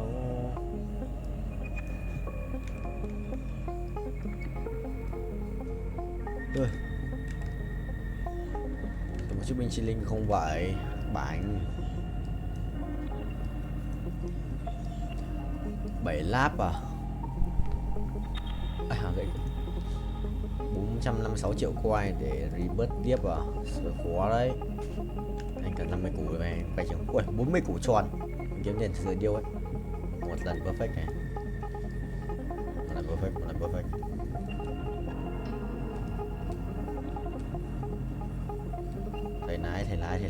Thầy lái. চোখ বন্ধ করলে তুমি যে কি করবে আমি জানি না। কি বলো?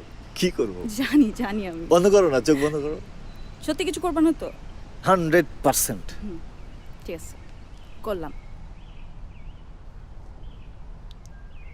Will you marry me? Mobile? নতুন মোবাইল? লাখ করছো কি তুমি? Thank you so much.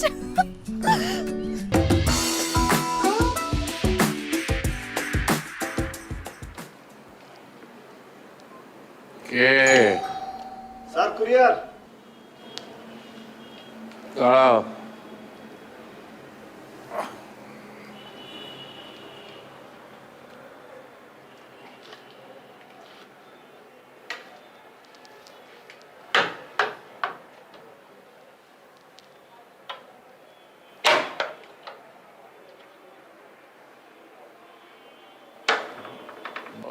ওরা তো বাসায় কেউ নেই, তুমি টেবিলের উপর রেখে দিয়ে যেতে পারবে? জি স্যার, অবশ্যই স্যার।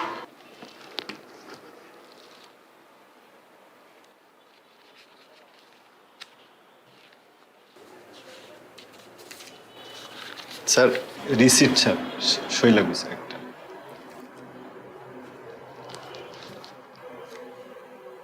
কলম দাও,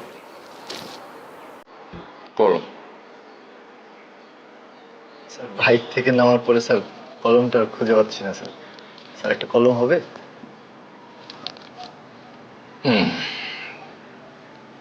দাঁড়াও। জি।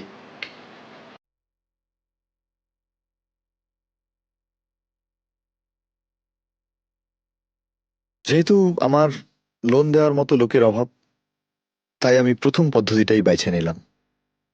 নিজের জন্য নয়, এই জীবনে প্রথম আমি চুরি করলাম।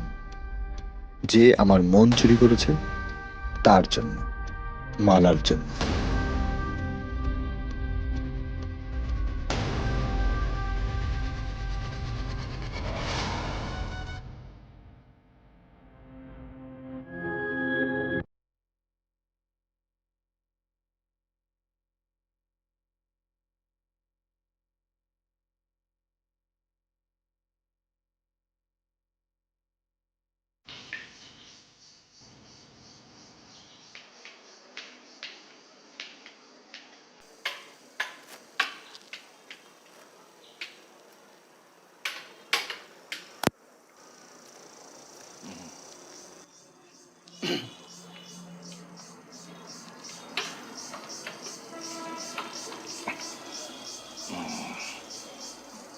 ঠিকানাটা কি আছে ওখানে?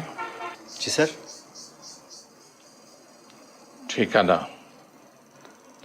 স্যার আলেকজান্দ্রিয়া, ইজিপ্ট, মিশর থেকে আসছে স্যার। ও, মিশর। মিশর তো দারুণ একটা জায়গা, বিশেষ করে অ্যান্টিক্সের জন্য। আর আমি যতবার গেছি মিশরে, ততবারই আমি কিছু না কিছু নিয়ে এসছি সেখান থেকে।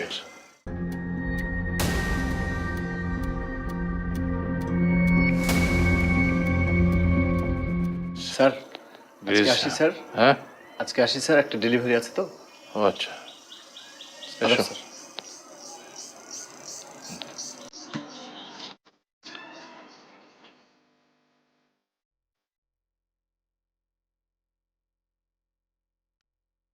অন্ধপুরের ঘড়ি বিক্রির টাকায় মালার জন্য একটা ভালো মোবাইল কিনে ফেললাম। ফলে বাকি চুরির জিনিসপত্র নিয়ে আমি মোটেও ভাবিত ছিলাম না।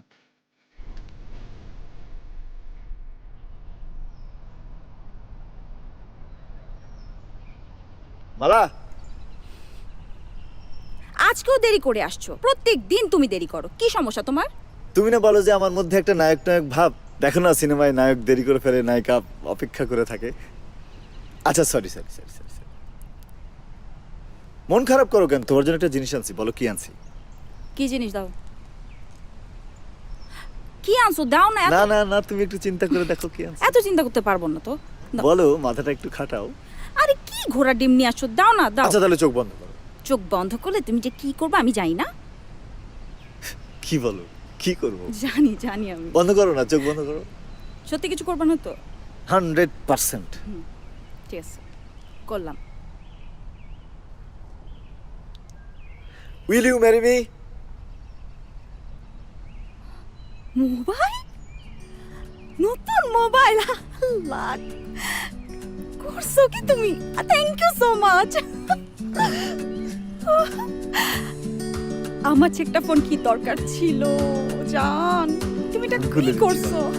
ধর ধর ধর। ভালো হয়েছে না? ভালো হয়েছে না? দেখো, বলছিলাম না তোমার, কথা দিছিলাম না, ছবি তুলে দেখো। হ্যাঁ ছবি তো তুলবই, দাঁড়াও। নতুন মোবাইলের প্রথম ছবি তোমার সাথে।